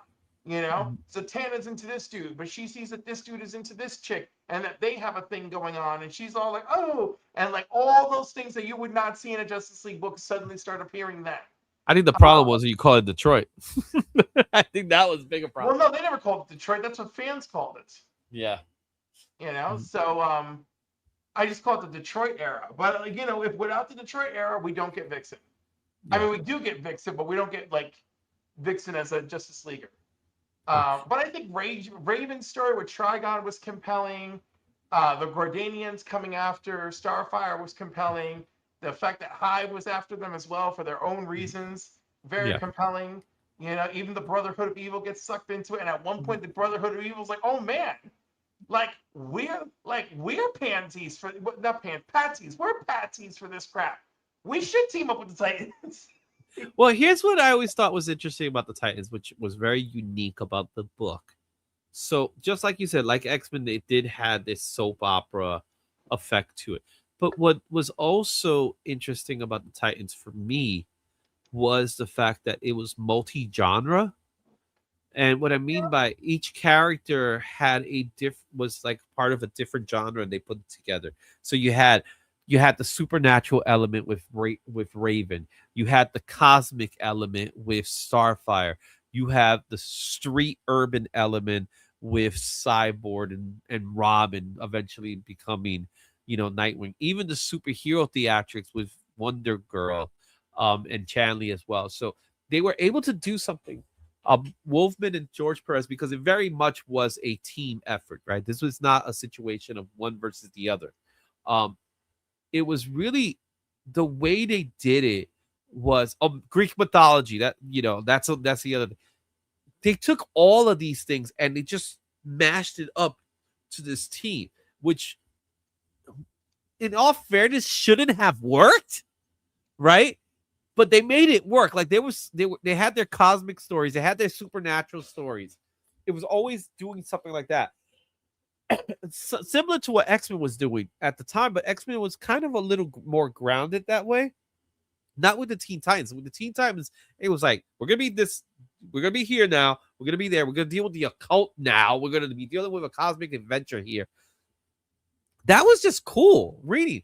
And I think that's why, one of the things I could tell you about Teen Titans, if you didn't know, they're easy to pick up. You usually find these books in like dollar bins. Why? Because they printed the crap out of them. It was the highest selling book of its time. It was outperforming Batman. It was outperforming by the way, Superman. It's the later issues that you're mostly going to find in dollar bins. But a lot. You're going to find a lot. You'll find, you're going to find issue 50 and whatever. I think it's going to be harder the first 30 The first books. one, and of course the keys. Yeah. Because, there's a lot of keys and a lot of heavy-duty story. But for the most part, they're really affordable books, and you could complete a good run with Teen Titans. Oh, I know many people who can complete. And not to mention, it's just even the keys aren't that expensive. Like, it's like, okay, I got to put a little effort into getting issue number 2. I got my slab of issue number 2 for $130. Yeah. So, and I think it's a 9 too, but it's still better than a 9. Hey, it's still something, right? It's still Yeah. better than 9. All right, let's go to our next one. And if it wasn't for the Teen Titans, we wouldn't get Crisis on Infinite Earths #1 that came out in 1984. We have a high sale of a 9.9 at $5,040. However, that was November of 2022. Last sale of this book was $4 near mint. A raw goes for about $9, very fine. $82, 9.8. 3,414 copies in the census. This is DC's major DC multiverse crossover event. I think this is the crossover events to end all crossover events, in my opinion. This is probably the greatest crossover event of all time, in my opinion. More so than Secret Wars, more so than Infinity Gauntlet. And I love Infinity Gauntlet. I believe this is the greatest crossover event, in my opinion. My opinion as well. I know some people will fight it, and some people are like, no, Secret Wars. And I'm like, okay, whatever you were looking forward to every chapter, every time, you were picking stuff up right on. So if I was to, obviously, Secret Wars versus Crisis, they both came around the same time frame. Secret Wars was a marketing gimmick, right? It really was. It was meant to sell toys. Let's be honest. So it didn't have a lasting effect, in my opinion, with the exception of maybe Spider-Man, right? But even that was, they could have done something different with that. Crisis had a lasting effect because what Crisis was meant to be was, we need to fix this mess that we call the DC universe, right? Because let's be honest, that's what it was. It was a mess at this time. It was a mess. Everything was, continuity-wise, was a complete mess. We had to do something. It's been 50 years. We've been going crazy with this. But this was something that they came, Marv Wolfman, George Pérez, 2 years in the making. This took 2 years to make. They were like, let's figure out a way to clean this timeline. Yep. And this was what they came up with. And it is some of the best covers out there. So these are probably the 3 most popular covers. You got the classic Death of Supergirl. The very next issue is the death of Barry Allen. And then you also have the Villains Gallery. that all of these covers are fantastic. In fact, all the books are great. Oh no, Tell each one, like I was gonna say, the villains gallery is just very George Pérez. I think the standout is always Death of Supergirl yeah, of because course. look at how many characters he has there when Mhm. that takes place. Death of Flash, of course, it stands out. I think the cover of the Anti-Monitor is Yes. really powerful. Mhm. Obviously, issue 1, that's really powerful because it just shows everything breaking into chaos. The villains here, the final issue where it's just the Anti-Monitor, just like in the middle of the city, and Yeah. everybody's flying down, attacking him. I mean, just this like magnum opus for him, magnum opus. Yeah. And he It was got to draw everybody. everybody. he wanted to draw everybody. That was the thing. It's like I could only imagine the research he had to go through to get everybody, like even those that people forgot about that Well, existed. he loved and collected comics. I feel like the research was like, let me take up my favorites. But that obviously he had to go in like, who's that? And he just said, okay, let's do this. I genuinely, in my heart, believe he knew. Maybe he had to look for a reference, but I genuinely believe he knew everybody. Well, for the most part, I think. But even so, I think he was like, "Oh, you need me to draw Doll Man?" It's like, who's that? A fan lady? Human Bomb? but this is Jimmy the Jackrabbit? The Impossible Five? and then even the subsequent issues that followed where he would ask to do like a cover for like the 25th anniversary, the one that he did with Alex Ross doing the colors for, Yes. that is just breathtaking, Amazing. to the point that Alex was like, oh my goodness, what did I get myself into? Now Alex never regret doing it, but Alex was like, what the hell did I just get myself into here? No, that is like a dynamite piece that the two of them have. Oh my goodness. Amazing. Just Amazing. A gorgeous piece of history. All right. Let's go to our next one. And this is another one for me, I think. Not as expensive, but it is so important to George Perez. And that's Wonder Woman #1, 1987 for DC Comics. $455, 9.8. It's a high sale, and that was in March 2022. Last sale was $10. $18 for a raw is the fair market value. For graded is $137, 9.8. We have 3,624 copies in the CGC census. This is the origin of the new Wonder Woman under this new post-crisis. And when they asked George Pérez, what do you want to do? He was like, I'm doing Wonder Woman.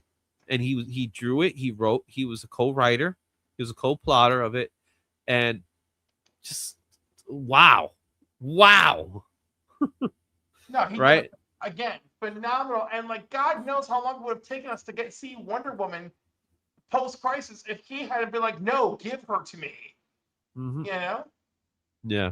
Like when you read his run, he absolutely knew what he wanted to do. And again, look at this is not even the full cover. This is just the front of the cover. And look at everything that's going on. Yeah, man. The guy had an imagination that was amazing. You know what I mean? Absolutely. Listen, there's only so many people who can do stuff like this. I mean, like Phil Jimenez is still around, and I genuinely believe Phil can do something like this. But like it's few and far between where it's like, yeah, let me just draw this whole like island landscape, and it's like, oh, and then like some of the goddesses will just be here, and let's have a couple of happy little birds flying, and whoever the centurion woman is, and Hippolyta, and I guess the axe, the shield, the spear. Like, who does this? Do you think there was ever a moment where he had to say to himself, maybe not today? I imagine only on the days where he just was not feeling well. I just feel like he loved doing. I mean, look at freaking Hermes up there, just like come on. Well, Amazing. look at the town. Just look at the buildings, the structural buildings. What I just said. Like, let's just her island. There it is. Let me draw the columns. Let me draw the trees. This needs this. This needs that. Like even the clouds have formation. This is what I'm saying. Yeah. It's like now he even has clouds.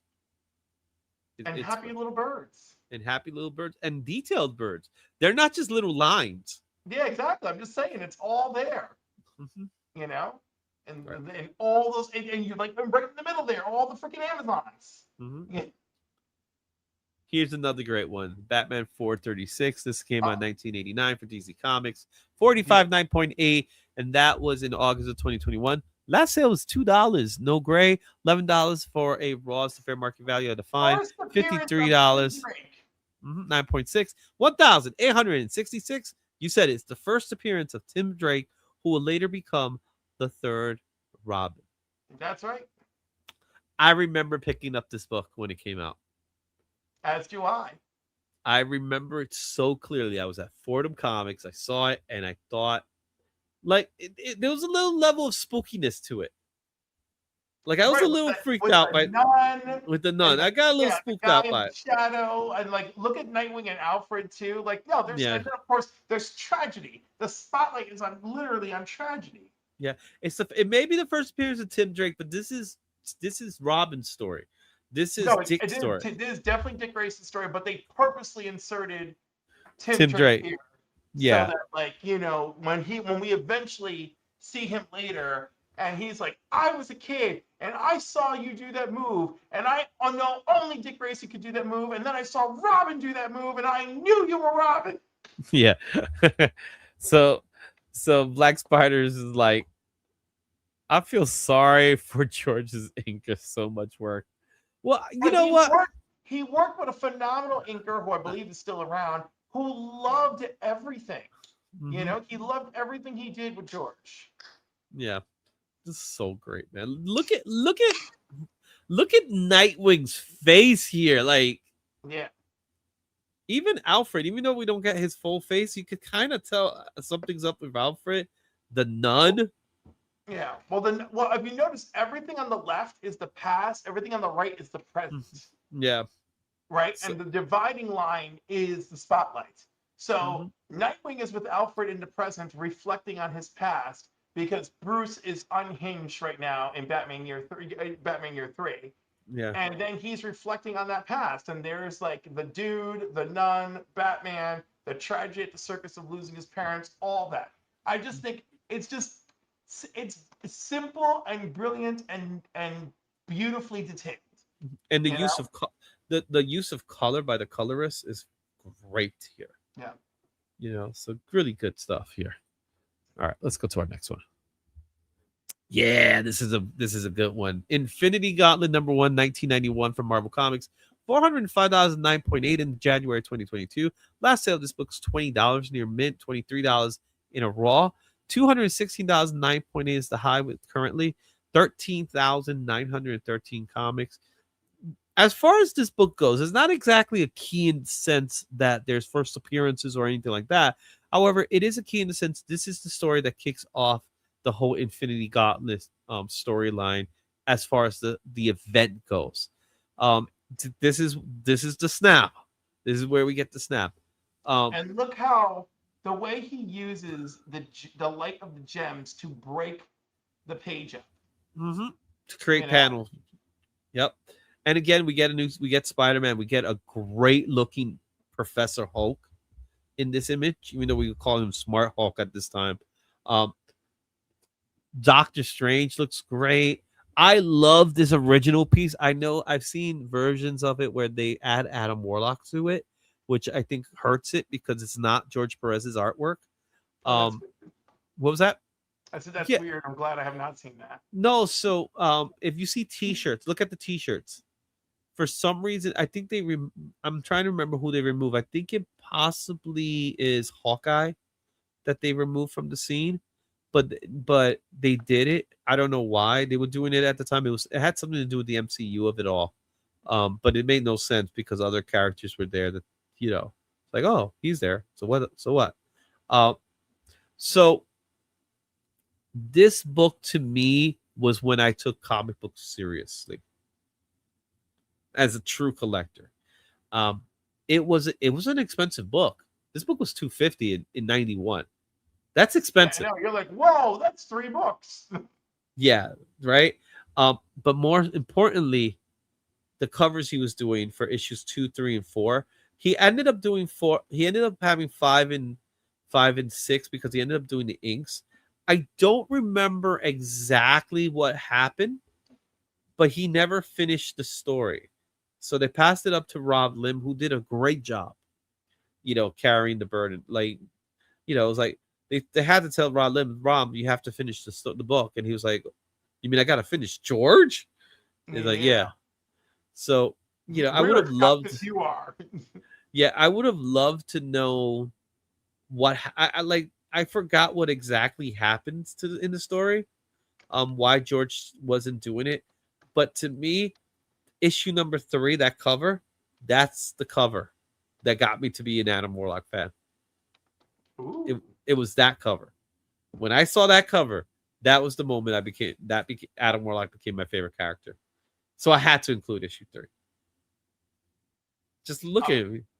Apparently, he could not keep up, like, the pace. That says a lot, right? Yeah, for such a large book, and then of yeah, course, because it was 48 pages. Yeah, right, and then Ron Lim takes over within issue 4, and off we go. Yeah, but so good, man. And they built the whole MCU off of this story, practically. Yep. Just about. All right, here's another one that came out a year later with Incredible Hulk Future Imperfect #1. This one in 1992. We have a high sale of $300, 9.8. That was in May of 2021. $125 and 9.8 was the last sale, so it's actually ridiculously slow in price. $9 near mint is the raw. $95 and 9.8. It's currently $1,192 in the census. This is the first appearance of Maestro, the future version of the Hulk. I picked this because this story was the cat's meow, one of them anyway, back in the day. Yeah. Maestro was such a threat. The pages that George Pérez draws, including like just the room of all the trophies, which he's destroyed everybody. That piece alone is just crazy. It's so good. Well, I have both copies of this book. I did pick it up in 92 as well. It's a prestige format. It is also it was pricey. It was pricey. It was like a $10 book if I remember correctly.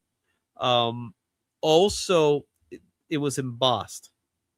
Yeah. So it's kind of lifted. So he was popping out in the image, but it is such a good story. It's Smart Hulk, of course, in this story. So it's not the Savage Hulk. Peter David wrote it. So, who knows the Hulk more than Peter David? Nobody. Really good story, man. And he was like, this is who you become. So when the revelation that he found out that that's who he is, so now he's preventing himself.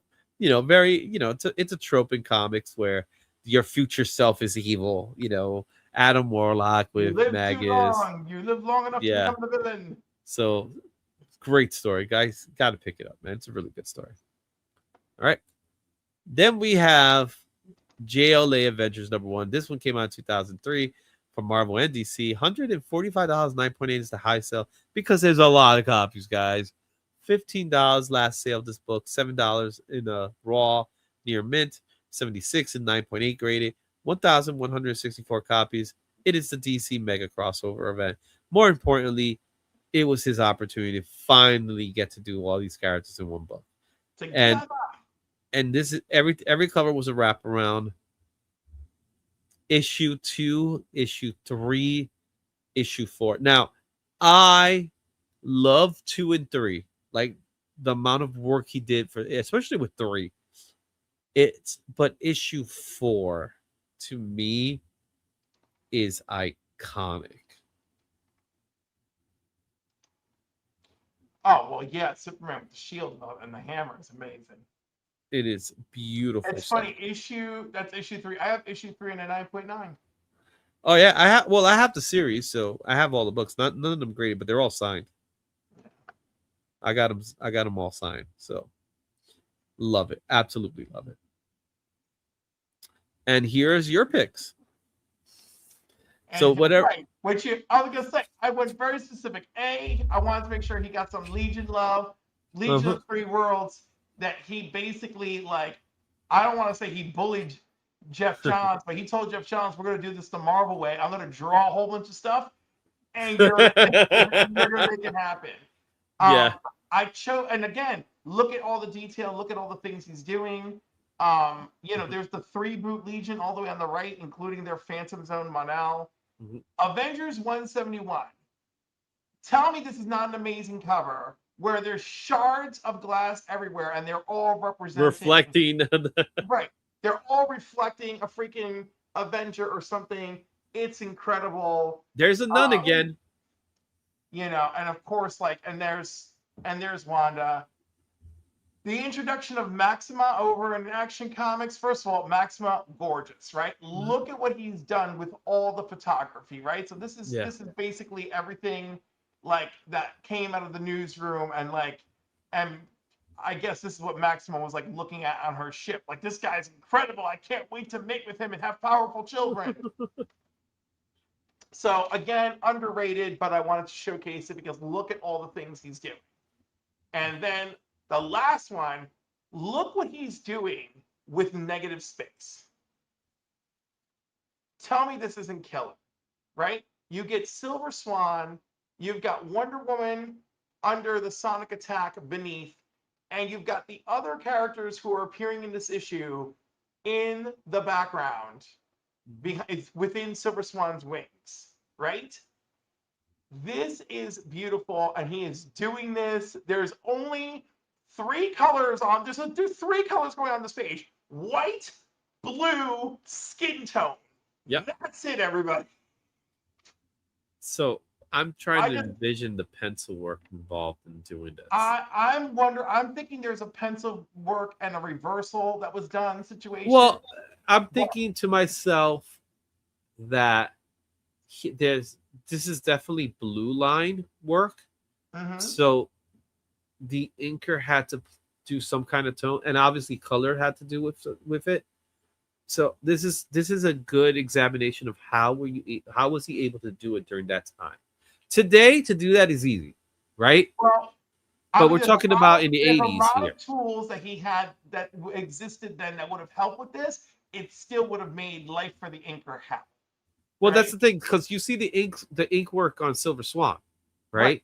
And I suspect there was no ink work anywhere else. No, I suspect the same thing. I suspect that he did the inks on her, left it alone. It's done in the blue line. So when they did the Xerox, they made sure when they did the colors that the colors were part of the blue line. Right? So that's my only assumption. And remember, blue line did not reproduce by Xerox. No, but it was utilized to do the imagery. Yeah, that's my only. it's going to remain a bit of a mystery to us, but I feel like we're very close to on the money. I'm sure he had those circular things to do the sonic screen. He may have done that thing where he laid down the pieces of tape, and did his drawing and then pulled the tape, and all of that. Yeah, it is definitely impressive work. Even the speed lines, bro. Like the speed lines, it's just crazy to see. So it's amazing, man. There's just so many.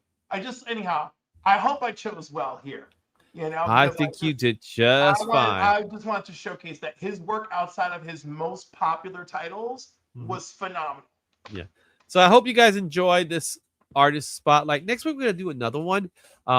This was Cliff's pick, but I'm happy that he picked George Pérez. Next week is gonna be my pick. So Cliff already knows who it is, but if you know me, you know who's it gonna be. So we'll do that each week. We're going to be doing that for the month of August. We'll have an artist spotlight. If there's somebody you want to see us do, just let me know. Let me know, and maybe we'll get to that person. Someone that has an iconic run. So I want to deal someone that we could look at their long history of artwork.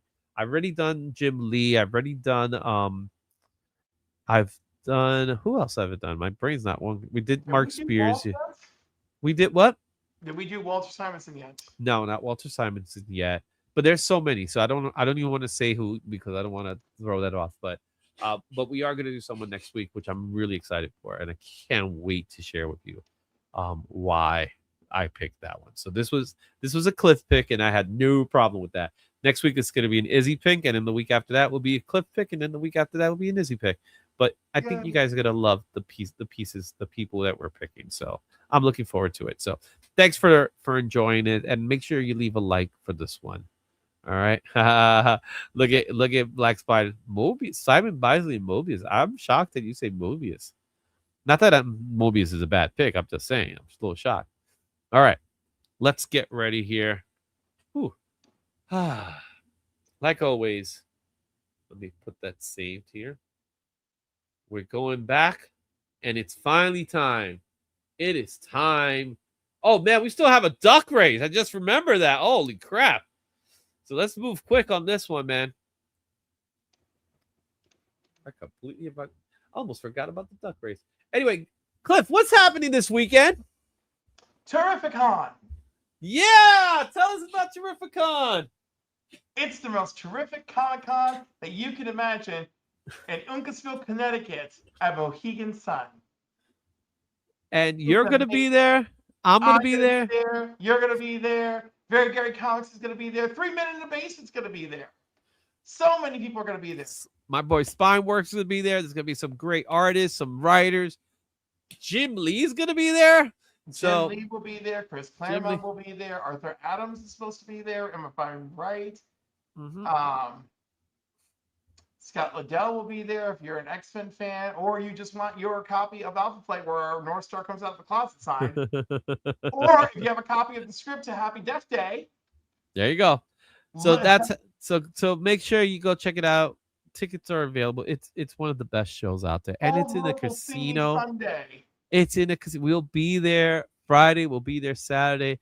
Maybe I'll be there for a little bit on Sunday. It's all depending on how I feel and how I wake up. You're going to wake up pretty good because I'm getting the queen bed and you're getting the full. and I'm paying the harsher half of this getaway. So there we go. Oh, look, I got to meet Old Wolf. Yeah, baby. Oh, you're gonna be there on Sunday? Oh, if you're gonna be there on Sunday, I'll stick around for Sunday. Usually I leave a little early on Sunday because I want to get home and I have to work the next day. So all right. With that being said, I will be doing commissions as well. So I will be tabling. Are you sitting at someone's booth? Yeah, Spineworks. I'm gonna be with Spineworks. It might be the Big Apple table. I think it's the Big Apple table, but it's gonna be with Spineworks. So I'll have some sketches with me to do. So yeah, definitely gonna be there. Why are my oohs coming out like I'm in a haunted house? Oh yeah. Oh yes. Who else? What's his name? Oh my goodness, Mike. His name is Mike too. Lunch Money Comics also scheduled to be there from what I remember. So anyway, it's time for us to get to the next part of the show, and before we get to a duck race, and it's time to do our trending comic books. So let's see what books are trending for the first week of August.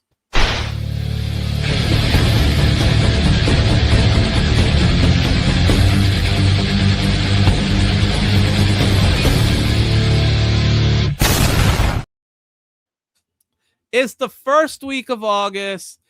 We got some books here, man. It is one crazy week of comic books. So, Cliff, tell me what you see. We can all dream. Okay, so Greatest American Hero, neat. Shane Kata, it's just the freaking ash can. I don't care, but I am looking forward to it because I have loved and cried for everything that this man has given me, except I only loved and didn't cry when reading Absolute Batman Annual. Ghost Rider, Danny Ketch, welcome aboard. Woo! And of course, Queen in Black, I'm told is a common cover, MJ in her Venom outfit by David Nakayama, a gorgeous David Nakayama. And these are part of your top trending affairs. Oh, look at Bishop made it back. How was school? We did. It's a testament to how long we're running. In a swimsuit, nice. Well, it's not Firestar. It's Mary Jane. It's Mary Jane Watson in her Venom outfit. So apparently this is the second year we get another Mary Jane. Apparently people love Mary Jane in swimsuits. That's so right. Remember last year, the John Tyler Christopher? So, do. all right. There's something about Mary Jane. All right, let's take a look at our honorable mentions for this week. Starting with our first book here, X-Men Annual number 14, first appearance of Gambit. Sure. Another first appearance here in Justice League of America 141, first appearance of the Manhunters. No one escapes the Manhunters. And we have Ghost Rider 28, The Rise of the Midnight Suns, the first part of the storyline, a great Andy Cooper cover featuring the first appearance of Lilith. So, talk to me. What do you think? I mean, it's all lovely. Obviously, Gambit is again getting some X-Men 97 heat. Not just X-Men 97, but also Doomsday. It's a little bit of both. Some X-Men 97 heat, and then You can't admit to the Doomsday part, bro. no, I'm not, because you know what? Spider-Man does not absolve any of the sins of Avengers Doomsday. But it's the trailer, bro. It's the trailer. Let it be. No one cares. Bishop Hedman in the chat can back me up. No one cares. All right, Justice League of People America. do care. People do We've care. got the Manhunters. So yeah, there was a dude called Manhunter who had been in DC Comics prior to this Golden Age character, and then we got the Manhunters. One thing that people pointed out was like, oh, I don't remember them shape changing. Okay, if you read Millennium is like the Manhunter story. All right, they're disguised as humans left, right, and center. Okay, and more than just that, including one woman who's running around looking kind of Lois Lane-ish, who then is activated late in the 30th century, as in when she's actually Superman's descendant, and she's posing as her, and then she's activated as a Manhunter late and battles the Legion. And then that's kind of a sad story. And then, of course, the Midnight Suns, which you're probably not going to get because Marvel only knows how to disappoint me lately. But still, with the announcement of Ghost Rider, everyone's so freaking excited that here we are. Well, the announcement of Ghost Rider is drawing us closer and closer to an actual Midnight Suns. Do you know what would have drawn you closer and closer to an actual movie? Blade. And you know what? We should not let up on Marvel. Well, Kevin Feige regrets what happened with Blade. I know he regrets it. Make him regret it. Make him regret it. You know what? He's giving me more. He's giving me more things to be happy about than most people. No, I don't care. No. Like you gotta look at his pros. We got work to do. I don't blame him. I don't blame him for the edict that he was given. You know what I'm saying? I don't blame him for the edict he was given, bro. Remember, he was given an edict. He had to do it. Chapek. Jay who? Chapek, the CEO at the time. Okay, what was the edict? The edict was no. The edict at the time was to produce more and more, quantity over quality. Yes, I'm aware of that, and we got a lot of crap that time. But you know what? You could have given them the Blade, and we could have been happy. And you know what? Blade. For some reason, it wasn't going through it. They did stuff. We won't know the full story until we know the full story. I'm tired of rehashing it. You know I hate corporations, corporate interference, and everything. I already have had hundreds of sad conversations about this with comic creators. They don't belong to us. They belong to them, and they're just going to do whatever they can. And we're going into number 10 here. I'm just saying, he starts it up all over, and why is it? Avengers number 1. We're talking about a 2010 from Marvel Comics, a JR cover. We have a last recording of $2. Most comic was $11, $15. Check this out, $15 for a 9.8. Oh my god, that's terrible. Why is this here? Number 5 for Key Collector. 7 days threat, 7 day sales. We have 36 sales, 45 within the last 30, and the hype level of this book is at a medium. So yeah, shake my head. Yeah, listen, I know. Oh, go ahead. You know what it is. I know. I can't tell people how to spend their money. Stop wasting your money on whatever this is. Stop wasting your money. So do you know what this is? I don't even remember what it is. I just remember it's hot garbage. Is this like when Ultron was going to take over the world or something? Nope, it's not. It's the first appearance of T'Challa's baby boy. This is? Yep. But it's not Tosin, right? It's not Tosin. Right. But the kid in the movie is a Tosin. The kid in the movie is not Tosin. But what's the Tosin is he used the name Tosin when we meet him in the last Black Panther. So, no, they didn't. They never really said that.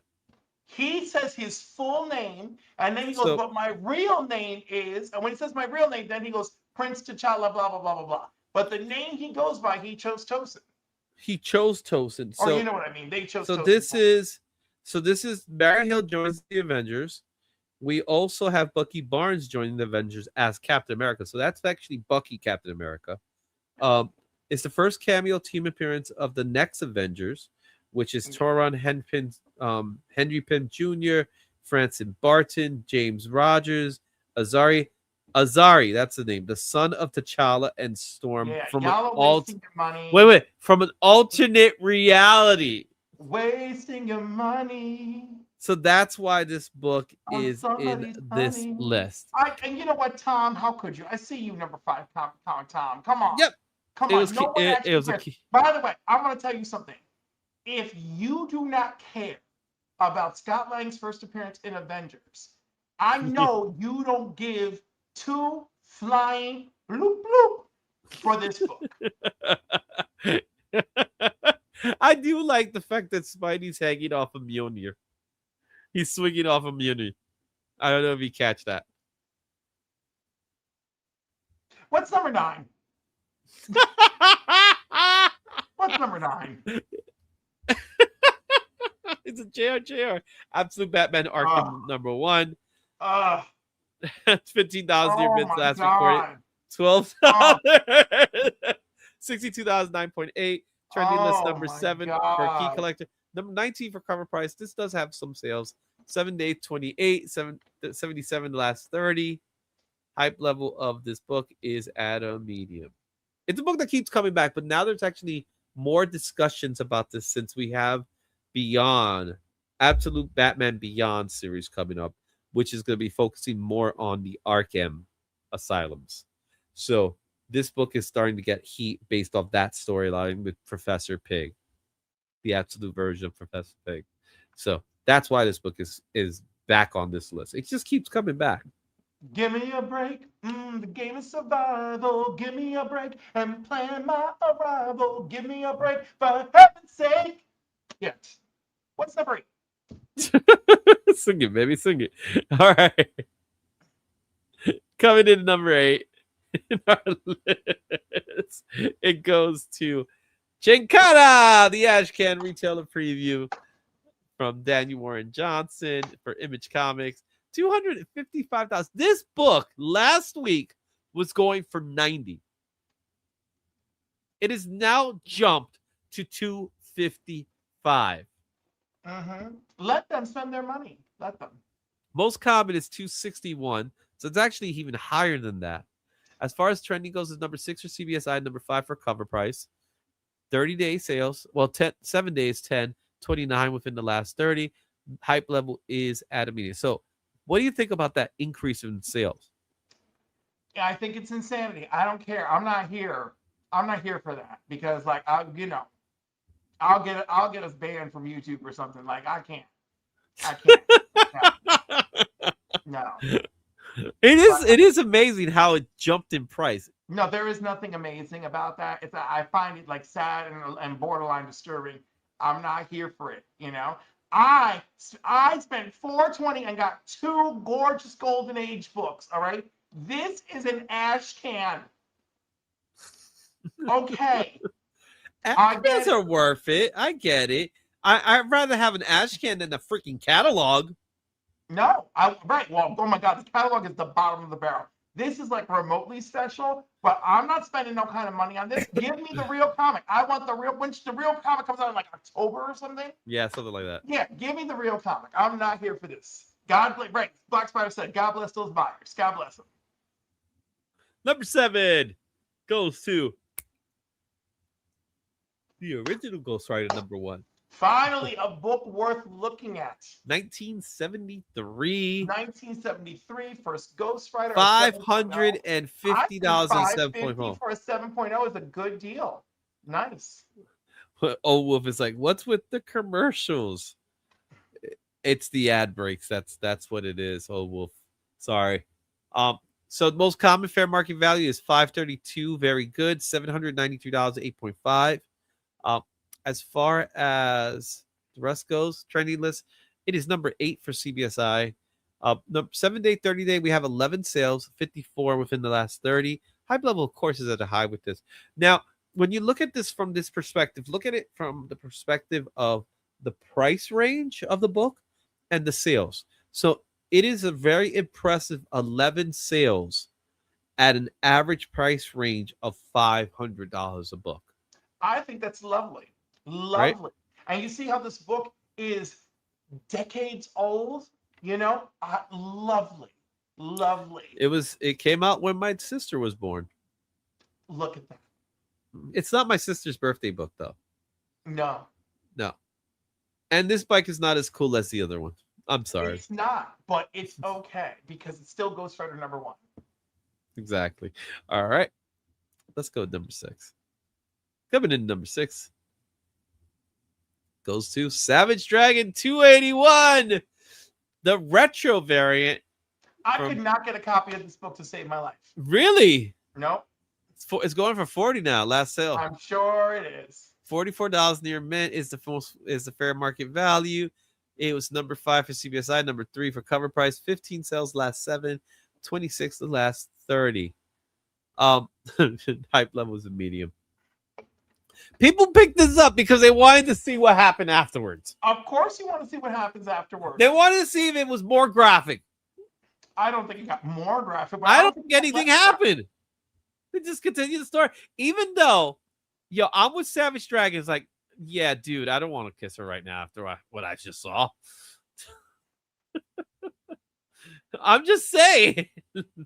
If I'm him, I'll be like that too. I'm like, yeah, I mean, before he left, she did warn him. Yeah, but he just didn't expect to walk right into it. Well, he didn't expect to walk right into it, and he didn't expect that it was all happening all at one time.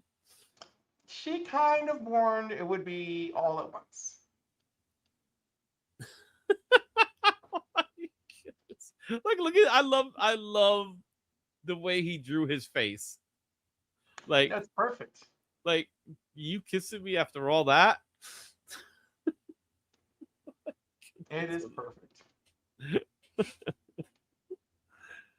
All right, coming in at number 5. We're in the halfway point of our list here. And it goes to Amazing Spider-Man 546, Brand New Day. Marvel Comics 2008. $124, 9.8 for this book. As far as fair market value goes, it's $17. Near mint, $131 and 9.8. Number 6 for key collected, number 10 for cover price.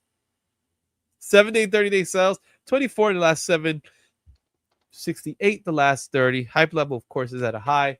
Now that the movie's out, what's your thoughts on this book? With its connection to the movie, its connection to the movie. But it's so not, It's only connected by name alone. Yeah, it's connected by name. Connected by name and like a string of similar stuff. The after effect of one more day, I guess. Yeah. Right. So I love how you're explaining what happened at the end of the book, bro. Yeah. Yeah. I mean, somebody had to tell him. Well, this one's there. Obviously, do you think he'll be back next week with Spider-Man being as hot as it is at the moment, or you think this is it? Because of people so hot for Spider-Man right now. Well, it could also be because the people generally don't know that the comic book is literally name alone. Yeah, no, I feel like those two things intersect. So we might see this book again next weekend. We might, but I feel like we're going to see a lot of Spider-Man next week. I think so too. I think maybe we'll see some Jean Grey books. Maybe. Ooh. That'll be something. Maybe some Punisher books. Yeah. Right. Anything else? You imagine if we see some Marvel team up next week? That'd be cool. That'd be really funny. You'd be like, why? I was like, okay, it's Spider-Man and the X-Men. All right, I get it. Right. One thing we didn't see is Mr. Negative. No, and I feel like Not even a glimpse. nope, not even. That was another trope that people were worried, who thought they were going to get, because they were playing off with the logo, the icon and the logo that was like Mr. Negative, and everybody like, yeah, not even a little bit. Not even a little bit. It was nothing. Nothing. Even Zendaya troped us with Mr. Negative with her premiere outfit, where she was dressed up as Mr. Negative and then she dressed up as a symbiote. Yeah, So terrible. she was trolling people. Number 4 on our list goes to the Greatest American Hero #1. This is the Recall era variant from AMP Comics. $25 near minutes last recorded sales. Most common is $29. As far as trending goes, it was number 3 for CBSI, number 1 for cover price. 7-day, 30-day sales. We have 28 sales last 7, 40 within the last 30. Hype Blood was at a high of this book. It was number 1 this week for a cover price. Now, if you don't know, this book has an era. You can see it right there. Do you see the era? Not really. His symbol or the cave or what? It's the car. Oh, the car has his cape on it? The car has this brown. Yeah, it has a piece of his cape. That's pretty much what it is. That's like kind of, I don't know why it's there. Or maybe it was supposed to be a rock. Who knows? It was never meant to be like that. So something happened it was a printing error, so they recalled the book when it came out. Being that this is AMP Comics, it's a nostalgic book, right? Greatest American Hero goes back to an 80s TV show, very popular. You got the song Believe It or Not, I'm Walking on Air. I love this thing, and it was because of that imagery it was recalled. So the new version doesn't have that browns, whatever that thing is. I guess it is his cape, whatever that is. Yeah, it's hard to determine, but I guess it is the cape. What's your thoughts on how this book is going to last? Like I was talking about it yesterday, in which this must have a very low print run already. Yeah. So could this book potentially be a ghost book? Yeah, I think so. Now, will people be seeking it out? No. Like right now, they're seeking it out because it's in the zeitgeist. I gotta tell you, AMP is really trying everything they can. They have Homeboy who played this character doing signings at shops in California. I mean, they are doing everything they can. I mean, they are trying. Yeah. So it's very nostalgic, but it's nostalgic to a group of people that watched this show in the 80s. And not just late 80s. We're talking about early 80s. I remember the show. I loved the show as a kid.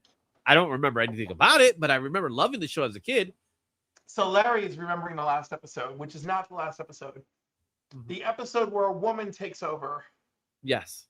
Is a pilot that was shot for NBC after this show had definitely ended on ABC. It was on ABC. I remember that. And so they aired the pilot episode. It did nothing.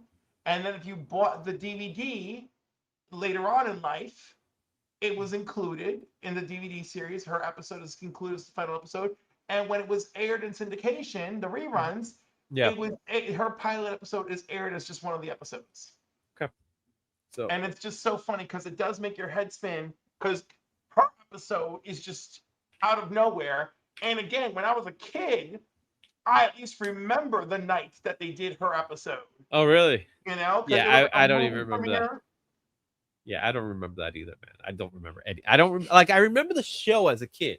And I remember what I do remember mostly about it is obviously the song. I remember the song because who doesn't remember the song? And I remember the way he flew, because he didn't fly like a superhero. He was very much a superhero in training approach. So when he would fly like a buffoon. Like he's like, that's how he flies. Season 2, the season 2 episodes, he actually can fly normal. He lands terribly. Like in season 2, he has not figured out landing, but he has figured out flying. In season 2, he actually is like, all right, stand back, and then he actually like takes flight and actually does like a nice fly. Yeah. And then but yeah, all of season 1, buffoonery flying, and I think the aliens come to visit at the end of season 1, and they kind of give him a little Yeah. tutorial, and then he gets a brand new book, and he uses it to shrink down to the size of ants, and then he leaves the shrunken book down there, and he's messed it up all over again. But then from that moment forward, he's better at flying. Yeah. Yeah. It was something. It was the 80s, man. It was the 80s. No, but it was, I like that they gave him some growth. I like that season 2 meant, oh look, he can fly. He knows how to fly better. yeah. All right, let's go with number 3 here. Our number 3 book of the week is going to Marvel Spotlight number 5, the other Ghost Rider book. Marvel Comics Another real comic book. 1972. $1,125, 5.5. Most common is 565. Very good. 2,643 and 8.0 is the average. Number 1 for Key Collect, number 2 for CBSI. 13 sales the last 7, 69 the last 30. Another hype, another high. You know, we just don't know who he's gonna play, man. But this is the very first appearance of Ghost Rider, man. This is a blue chip Bronze Age book. It is. And I love it. There's like everything going on the cover. Hellfire, Ghost Rider, one guy shooting at him, another guy cowering away from the camera, like Action Comics #1. Someone just powering away, running away from the camera. Yeah, I love it, and you're right. It is the better motorcycle. But yeah, it's this and Ghost Rider 1. I have a lot of love for. This one, obviously, actually, I like this cover more. And of course, it is his first appearance, so yeah. Deserves way more love. All right, coming in at number 2.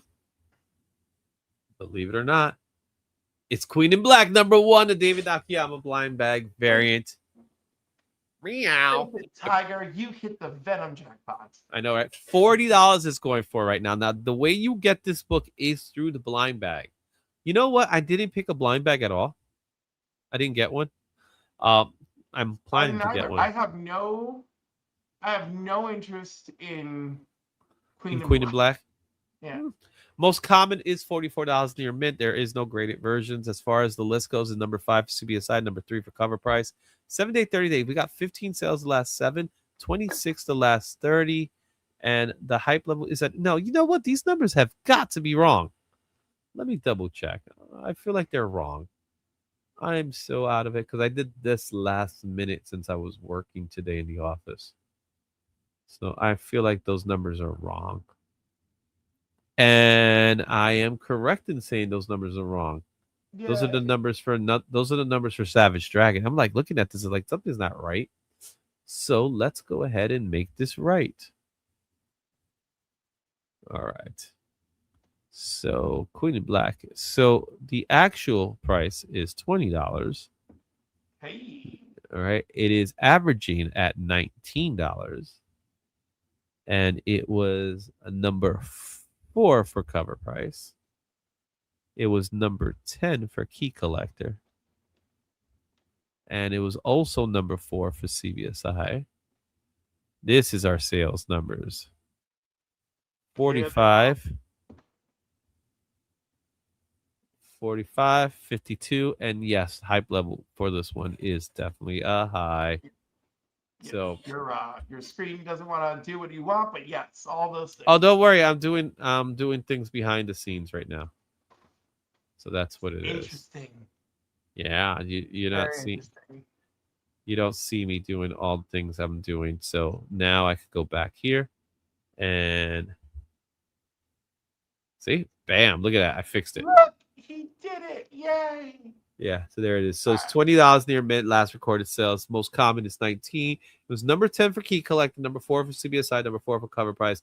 As far as 7-day, 30 days, we have 45 sales within the last 7, 52 within the last 30. Hype level is at a high, of course.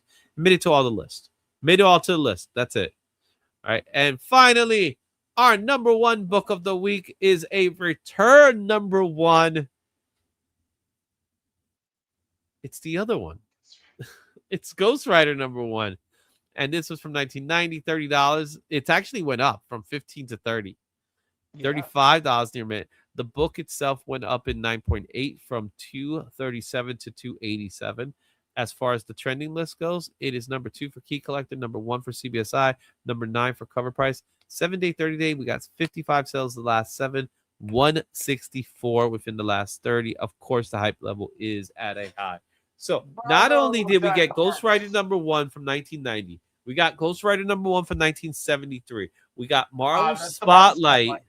We got Marvel Spotlight number 5 from 1972. And we even get the Ghost Rider 28 Midnight Suns. 4 Ghost Rider related books. Are you telling me he ain't hot or what? I think Ryan Gosling has a magic touch, apparently. And people do love Ghost Rider. I do love Ghost Rider. And it's gonna be there for a while because we're not gonna see a movie for another 2 years.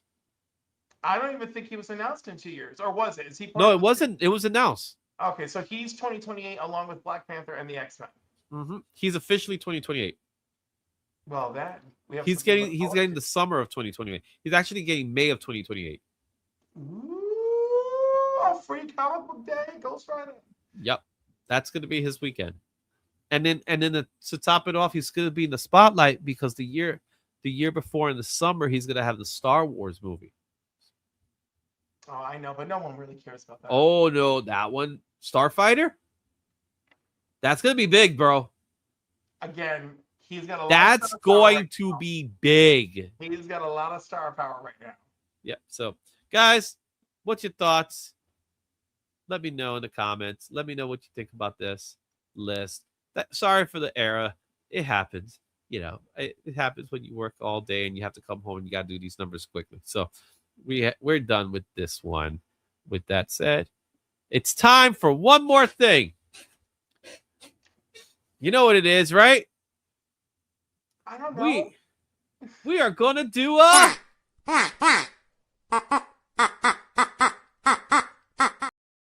we're doing I forget. Yeah, I know. I forget too, but I'm like, oh wait, I gotta do the duck race. So it's time to do the duck race. Now we do have 1, 2, 3, 4, 5 more entries that we have to put into the duck race. So let me go ahead and do that. So you take Are control. there 100 ducks in there yet? No, there's not 100 ducks in there. That's really good. No, but we do have a lot of ducks. Should we do do you want to do like a 7 a.m. breakfast live stream? What was that? You want to do like a 7 a.m. breakfast live stream on Sunday? It's quite possible. We'll see. We'll see how things turn out. Like Is I said, your buddy there, the one with the zombie apocalypse and the coffee, is he going to be there? yeah, he's gonna be there. Okay. Johnny I C, feel yeah. because like my audio was terrible for last year. I want to make it up to everybody. Mm-hmm. Yeah, he was there. He's coming. Oh, Dave's he... texting me. Okay, so let's get this. Let's get these names on Dave this is list. texting me to tell me how tired I look. And I'm like, yes. It's the way it is, bro. All right, It so is. I'm tired That's too, just man. the way Like it is. apparently I hide it better than you. I don't know. Well, yeah, you are high. Oh my God, Tony just DM'd me to tell me that I look beat. Oh my God. Oh my God. I'm just gonna put Jeff 0, 24, 7, 5, 90. These numbers are killing me. Black spiders. Killing you. I'm like, now I'm sitting here like, Yo, I'm so happy because today my boss was like, "Oh yeah, why don't you guys work tomorrow virtually?" In which I was like, "Sure." You know what I mean? I was like, "I'll do that." So I get to stay home tomorrow, so that means I get to sleep in. So yeah, that is so great. yeah, I get to sleep in tomorrow. So I'm okay with today. And I'm gonna do like a half day tomorrow, a full day off Thursday, to get and I I had my dinner already, so I'm okay. Ooh, he has his dinner on. Yeah, it's spaghetti and meatballs. So that's what I have for dinner. So that's what the missus had ready for me. I was like, she tells me, when do you want to have dinner? I said at 6:15. I was just discussing buying the pre-made meatballs with my clients today. Yeah. And they were like, oh, come on. And I was like, you have no idea how helpful they are when life has beaten you down. Like, All right, you ready to do this? apparently I'm dead tired, so let's go. Nerdy Geek says, duck, duck, nerdy. Yep, that's right. Watch it now. Trash. Okay, he was talking about that. All right, guys, let's get this duck race. We have a total of 38 entries for the duck race today. So thank you all for being a part of this. And there we go. We have our ducks in ready to go. How many times we got to shuffle the characters? Tell me when to Shuffle stop. them 3 times. That's it. 3 shuffles. 3 shuffles it is. And let the race begin. All right, here we go. There goes DVH, man. DVH is in the lead right now, so that makes me happy because that's a very expensive trip. Look at Garfwan fighting themselves. Garfwan is fighting themselves there.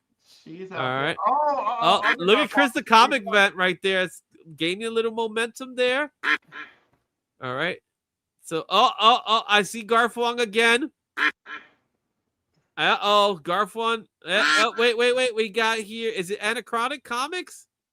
Wait. Who's taking the lead? Who's coming out of nowhere?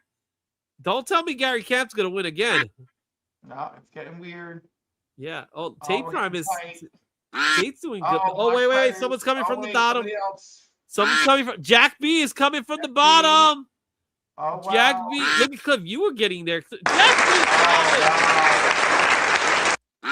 So Cliff, you were in second place. I would have loved to have given you the box. So Jack B Comics, congratulations. I gotta reach out to Jack B. He's been supporting the channel for a very long time, so I'm really happy he did. Now I got the Echo's back. I don't know what happened. Hey, Cliff left. Guys, we love you. We'll see you at the next show. I was like, wait, Cliff's back. There we go. Oh, God. Anyway. Any better? Sure. Guys, remember, it's happening. We'll see you this Friday from Terrificon. We will be doing some live streams. Yeah, we're going to be doing some live streams, right? We're going to do Walk the Floor live streams. Gonna have some fun there. Maybe Friday, maybe Saturday. Maybe Saturday, right? Because Friday will be coming in a little later. Well, Friday they open at 1. Yeah, so we'll see. We'll see how things go along. But we'll definitely do it. But we'll see you at Terrificon, guys. And as always, you guys know we love you. We'll see you at the show. And yep, congratulate Daniel Carpenter. I know you got a show coming up too. So let me make sure I show that for you guys. I know he had it last time. Where did I put that? There's Daniel's show. That's happening next week. So Daniel, there it is. He has a book signing that's happening next week in Yonkers Brewery. I think I'm planning to stop by there. I definitely got to stop by. So we'll see you guys there, and we'll see you at Terrificon, guys. Till the next time, man. Thank you, and goodbye. I think this is it. I think you're about to go home. Okay. All right. Look, thank you. Thank you. Thank you. Thank you. Thank you. Thank you. Thank you. Thank you. Oh, thank you. Thank you. Thank you. Thank you. Thank you. Thank you. Thank you. Thank you. Thank you. Thank you. Thank you. Thank you. Thank you. Thank you. I never said thank you.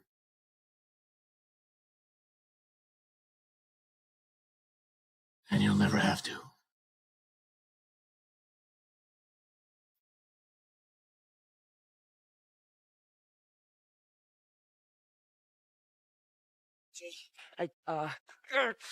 Thank you, thank you, thank you, thank you.